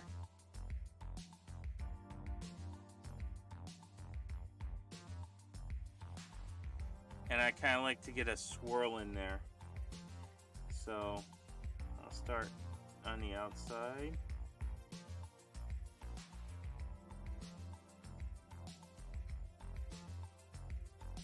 And I'm just going to try to make a little swirl. Doesn't have to be a big swirl. Just enough. Show a little bit of green. And if you don't like the swirl, you can always go back to one of your other darker colors. And get rid of it. Make a little S. You can break up the S.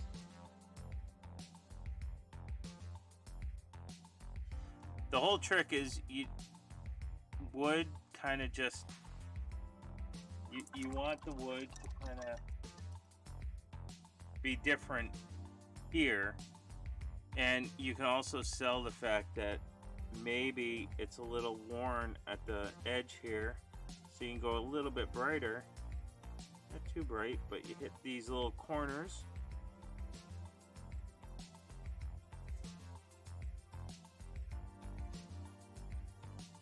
Right, and that'll pop right off the table. So there you go. So instead of, and then again, we have that little glaze that we can do. I'm gonna let it dry just a little bit. Then I'll throw the little glaze.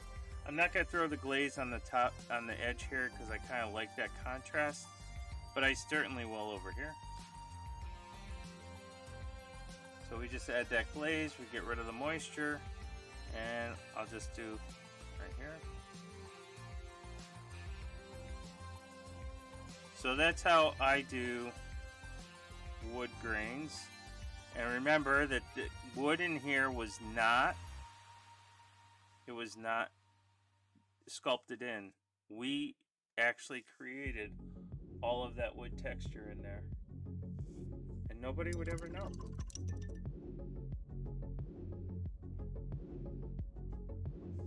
Alright. There's a lot of cleanup that we have to do in certain areas, but I think he's getting there. Alright, the last thing I want to try to do again is the eyes. Now, we didn't have much success last week because I was trying to get at areas and I didn't have a good camera angle. And these particular eyes, as most people will notice, is they are very, very deep into the skull. So here's what we're gonna do. I'm gonna go in and I'm gonna try to dot with some white. So we're gonna take this and I'm gonna try to use a dot of white. So I just have to find where the eye is and dot it white.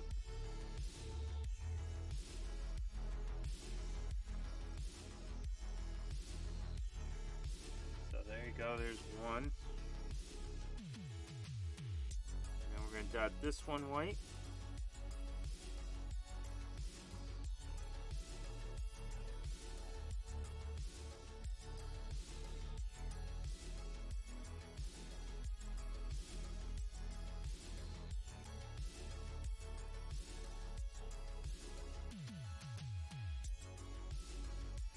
Doing my best to try to stay on camera the best I can.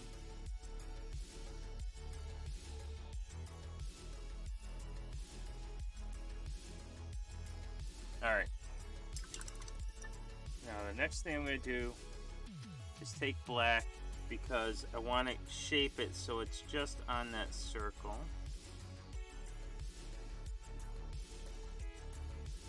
Because we're going to make these glow, but the only way to truly make them glow is to have darkness around them. Alright, that looks a little bit better. So those are my eyes, okay? And the next thing I'm going to do is I'm going to take some yellow.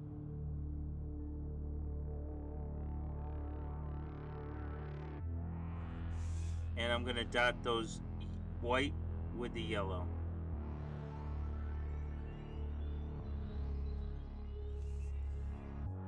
Now you can stop here if you want, but we're going to take it up just a little bit farther. So we have to let that dry. Now as we're letting that dry, we're going to get out some water. We're going to get 2 drops of water. We're going to take some of that yellow we just used in the eye and mix it in there. We want it really super thin. Okay. Then we're going to take some red. And we're going to keep adding red in until it gets to a nice orange color. Now, that red may turn it all red, so we need a little bit more yellow. You want to get it to a nice orangey color.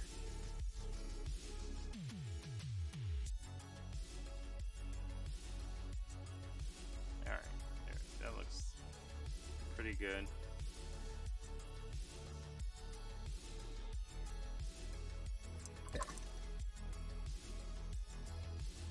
Dude looks awesome. Thank you so much. Thank you very much. We're going to take this orange and we're going to paint on our thumb. Make sure that you can see that white line of the thumb. See how that white line is faded out? That's not good. So we're going to need a little bit more water. So let's do one more drop of water. So what is that? 3 drops of water with this orange. Maybe you have an orange color that you want to use. Alright. Let's try this again. There's the white of my thumb. Here's my orange. There we go. You can actually see the white now, which is good. That's what you want. That's my glaze. So I'm going to take this orange, and you're going to get rid of most of the moisture, and you're going to go in the whole eye socket.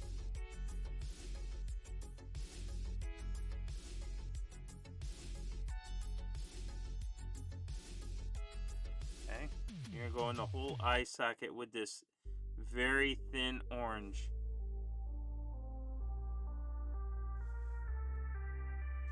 And that's why we did the black first off, because really that orange should kind of fade out into the black, consuming that yellow.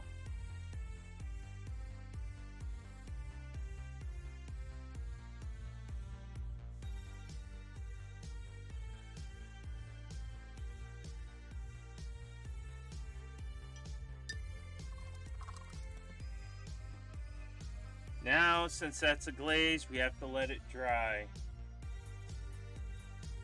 So it looks like it's all orange in there only because it's wet and the light's hitting it. So that yellow will still bleed through once this dries out. So what are we going to do? You guessed it. We're going to do the same thing we did before, but this time it's with the red. So let's let all that orange dry. And this one, you're not going to need a lot to make this work.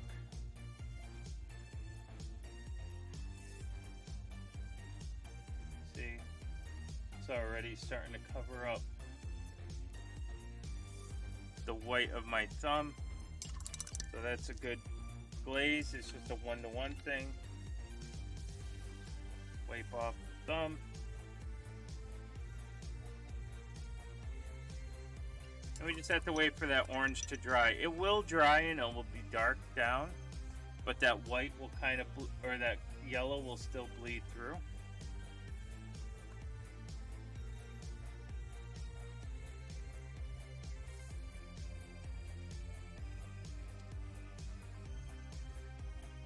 Alright, so we'll take some of that red. It looks like it's dry. It doesn't take a long time to dry unless you're in humid weather.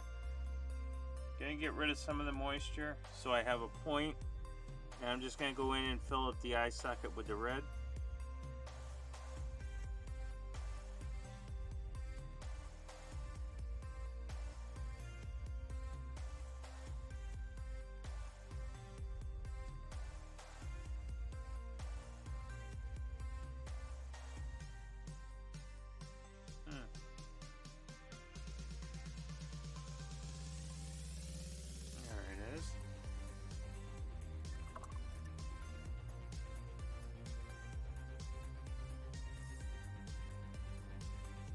See if I can get that red back in there.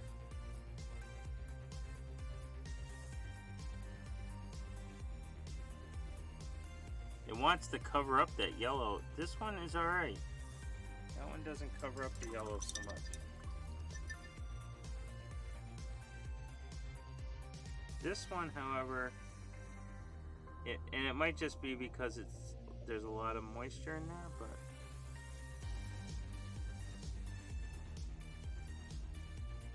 that's all right, because we'll go back. We're gonna go back in with the yellow anyway. But there we go. We're gonna get that to. We're gonna get those to glow. But what you need is you need to have that eye socket, kind of red in there. And if it starts to pool outside the face,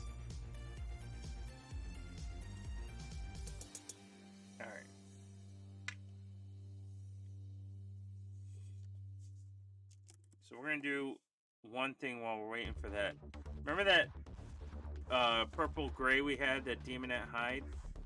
We're going to actually add a little bit of white to that demonette hide. We're going to bring this color out just a little bit.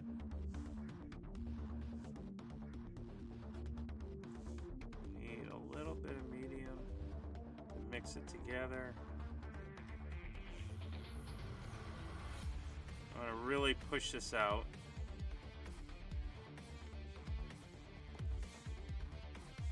Okay. And on his face, on his beard, I'm just going to hit the edges really quick here. So I just want to hit it very, very lightly. And you just want to hit the edges, the ends of his beard. Kind of throws that contrast into play now.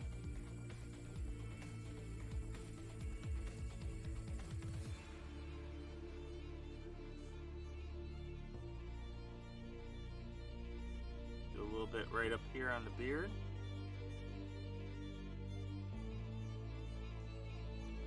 A little bit on the beard.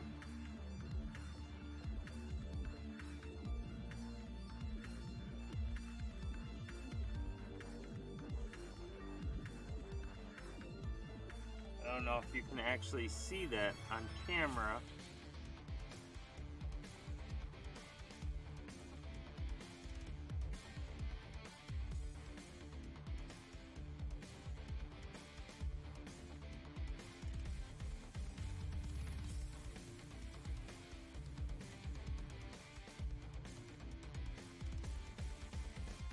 You can see a little bit of it.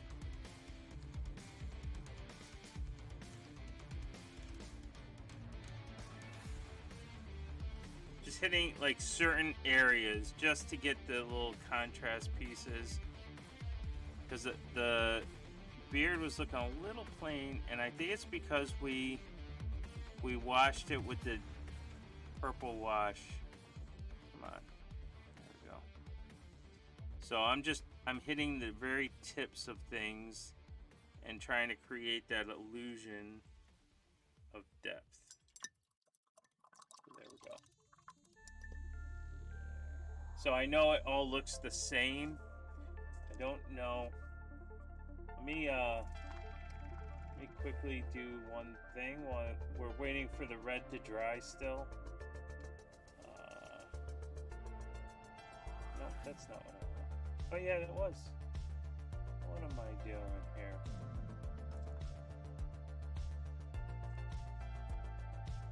Alright, so there's that. Let me see if I can get some saturation back into this. I feel really bad that you can't see the saturation. Oh boy, that's even worse. What is it that I want here? The white balance? Alright, well, the white balance.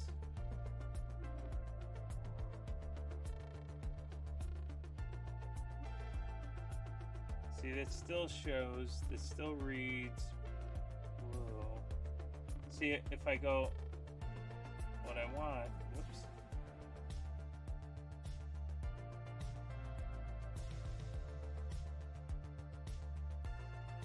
Well, he's not really blue, but that's the blue-gray, and then you can see the purple beard in there.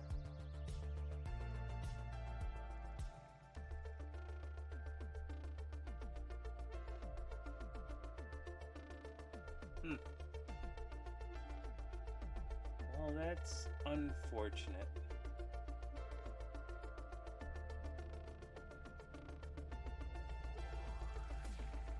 Alright, we'll just cancel out that. Yeah, it's really not picking up the purple or the blue-gray as much as... I mean, right there it is. You can see that it's different. But... Alright. So we're going to do now is we're going to actually go into our yellow and our white. I don't want to make it too bright, but I'm going to make it a nice bright yellow, and we're going to go in and we're going to try to attack those circles. And we're going to hope that the red is nice and dry in here. It's kind of made the eyes a little bit oranger, which is what I wanted. And we're going to give it a little bit of glow.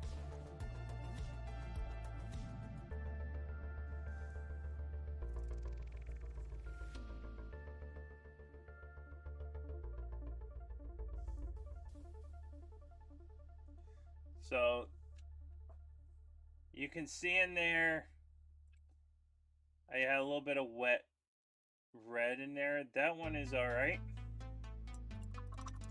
We'll go ahead and we'll clean things up.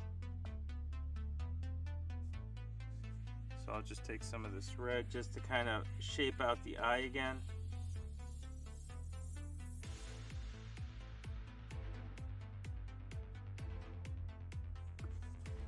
Shape out this eye.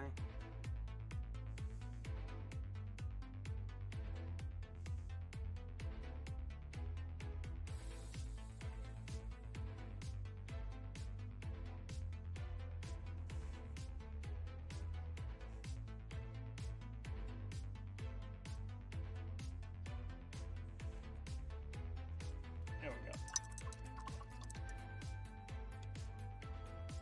I think that's where we're going to end it for today, but now he has some eyes that he can see. I mean, again, for a game piece, do we need those eyes? Probably not. You could have probably just left them as a white or yellow eye, but I wanted to be a little bit extra. But we look at that wood handle now. Look at our axe. So we've done that, and we also did the pack. We'll have to work more on the pack next week. I'll have to work on some of this red shirt over the weekend so that we're all set for next week's final installment of the Dark Reaper, or Dark Cleaver rather. But you know what? I do want to do one thing before we leave. The Dark Dwarf Cleaver looks good, but this base is sort of starting to blend in with him, and I'm not seeing as much dark as I would like. So what I'm going to do is we're going to make a gray. And what I want to make is, because most of this is silver and he has a blue-gray face, we have the option of staying with the blue-grays. But I think what I want to do is actually make a nice gray with the purple. So what I'm going to do is I'm going to take this gray right here, add some purple to it. Or excuse me, take this purple gray and add some black to it to kind of mute that down just a little bit. If I was so inclined, I could take some brown and add some brown to that. Take some medium, mix it all together. And I'll get this nice little warm gray. I'm not going to do too much more with it. And then I'm just going to go around and do the base with this. And that should separate it out just a little bit more. Actually, I'm not going to do it with that. Why? Because that's a little fat. So we're going to take the time to actually do this correctly. Let's see, which one's this? Reaper 1. There we go. Choose this one. And we're just going to go around the boots. And when you do this, it starts to actually bring the miniature out from the base, and it starts to bring them to life. I always do this because the base sort of blends in and takes away, especially if you have a white base or a black base. It kind of blends in with what you're doing.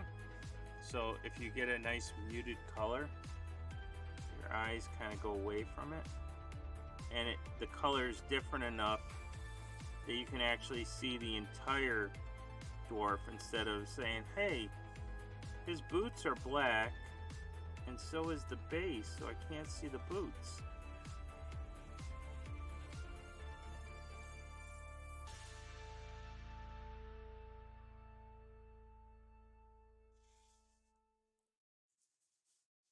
Let's see.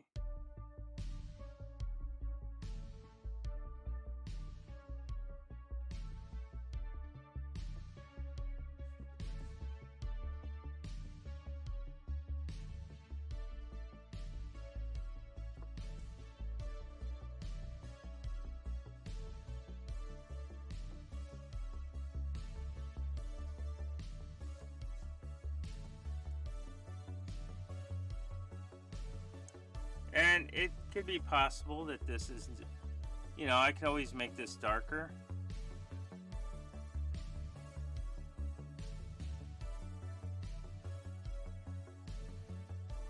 I was making it gray because he's supposed to be in the mountains, right? So this is sort of like purple mountains kind of thing. But it may need to go darker.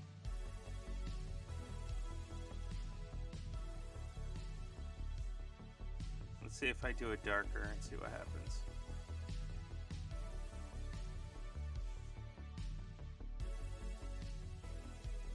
Well, it's all wet now, but I mean, I could definitely do it like Adobe style. I could do it, I could keep it black.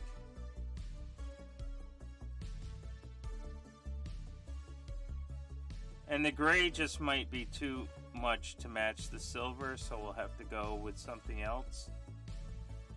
Maybe we do a little Adobe. Make it pink instead of purple. Right, by adding some red to that. But at least it gives you almost the feel. And I know that I got some on his boot, but it'll tell me where I have to kind of separate it. But there we go. Ready? Let's do our little trick here that I learned. Where is it? Filters.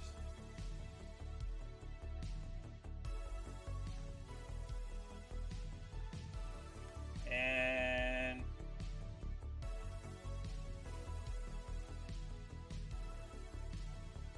where is, oh, so here's what he looks like now.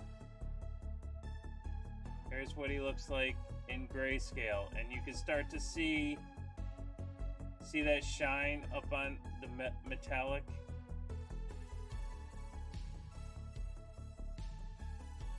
So there you go. His beard is looking pretty volumistic. He's got some eyes now. That shield, the shield doesn't have any color to it. It looks like it's all just kind of a regular shield. There's my scratches. You can see the scratches. But then when you get that color back in, boom.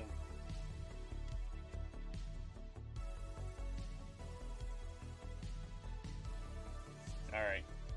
I'm going to say that is a stream tonight. Next week, I don't think there's too much more to do on him other than some detail stuff and where we want to take him, but I'm just going to kind of clean him up.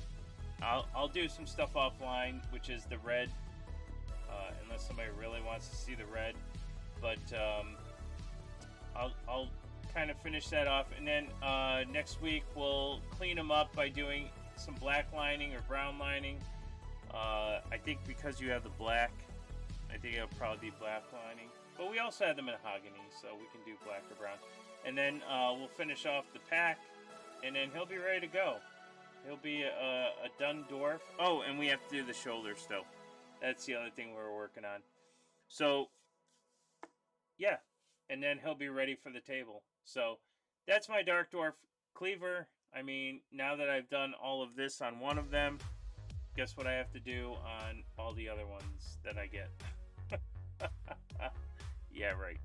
All right. So let me pause this, take these off for now.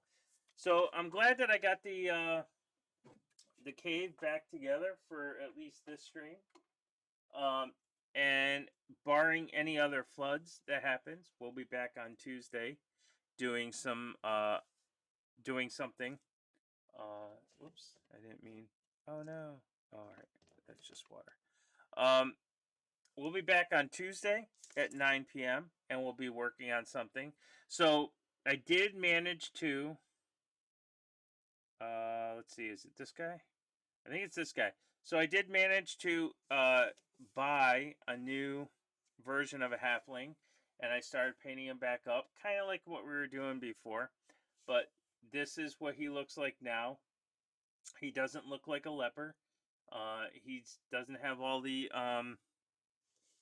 he doesn't have all of the different uh what do you call it, like the little grainy primer. So he's much smoother, much cleaner, and so we're doing a little bit more uh, for this. So I did try to get this guy as best I could to where we were doing him before.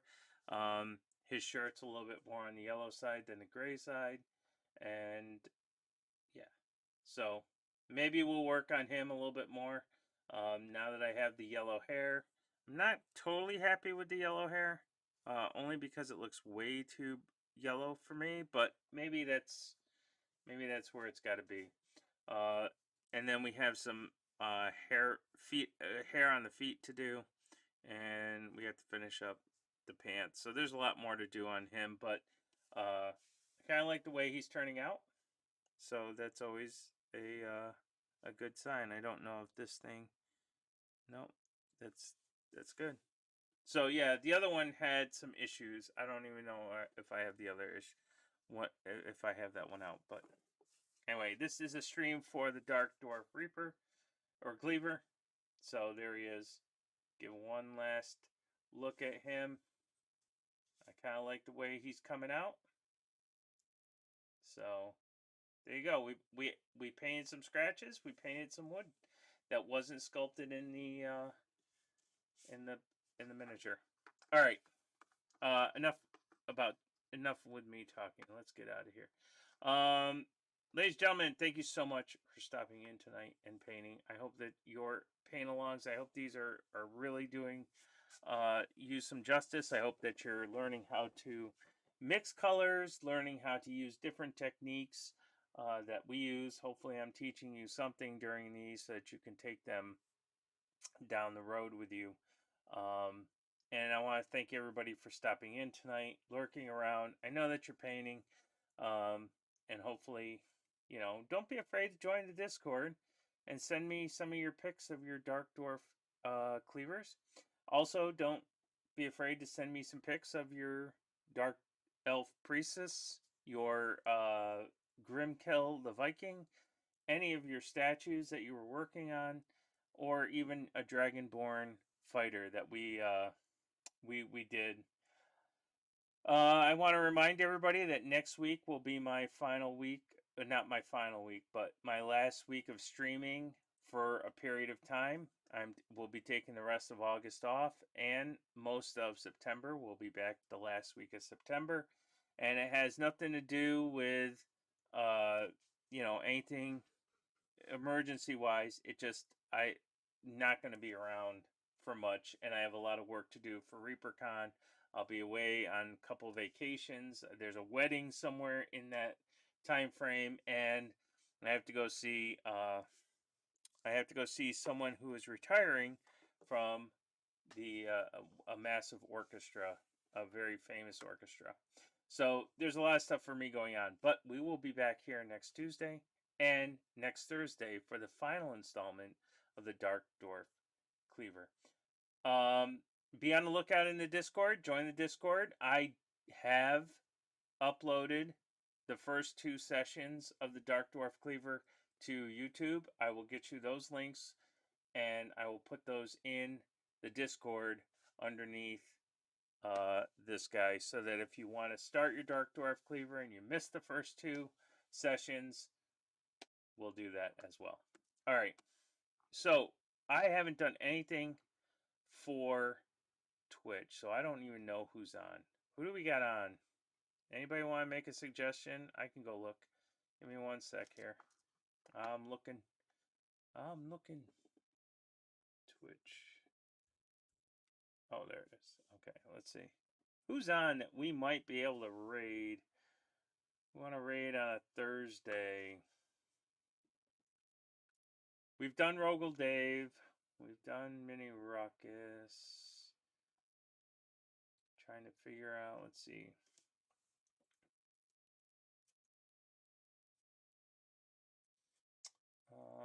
Somebody's doing a 40K conversion. That would be Vamp Mario. That's, let's see, video game. Wow.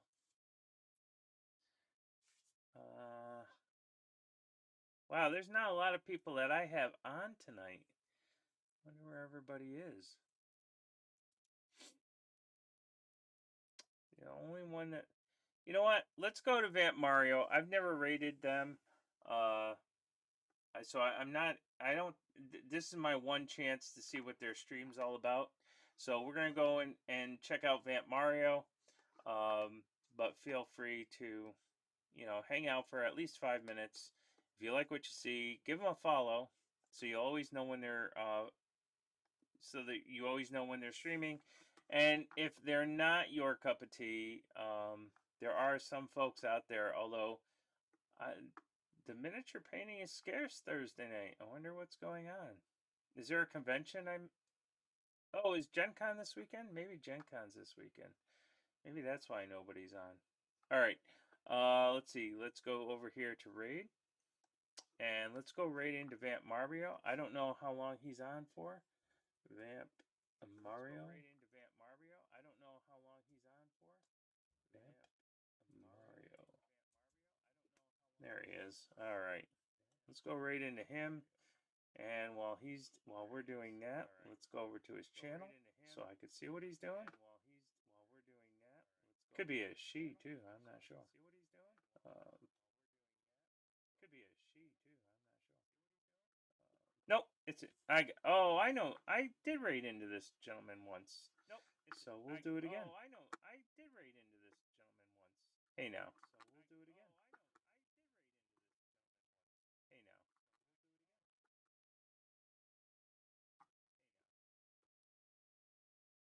All right. We'll see you guys soon. Have a good one. Good night. All right. We'll see you guys soon. Have a good one. Good night.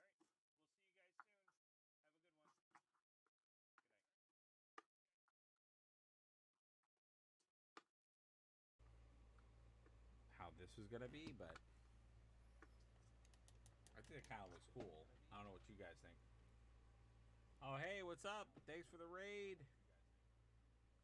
We are being raided. You are being boarded, my friend. Boarded. So that's Getip. Getip is bringing some folks with him. Wog. Is it Wog? Did he write Wog? All right. No, he didn't write Wog. It looked like Wog.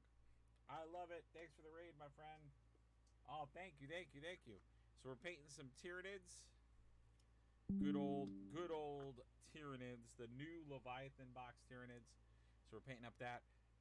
We're gonna switch gears in a minute, and you might have seen behind us my Orc Marines. So we have a fully customized Orc.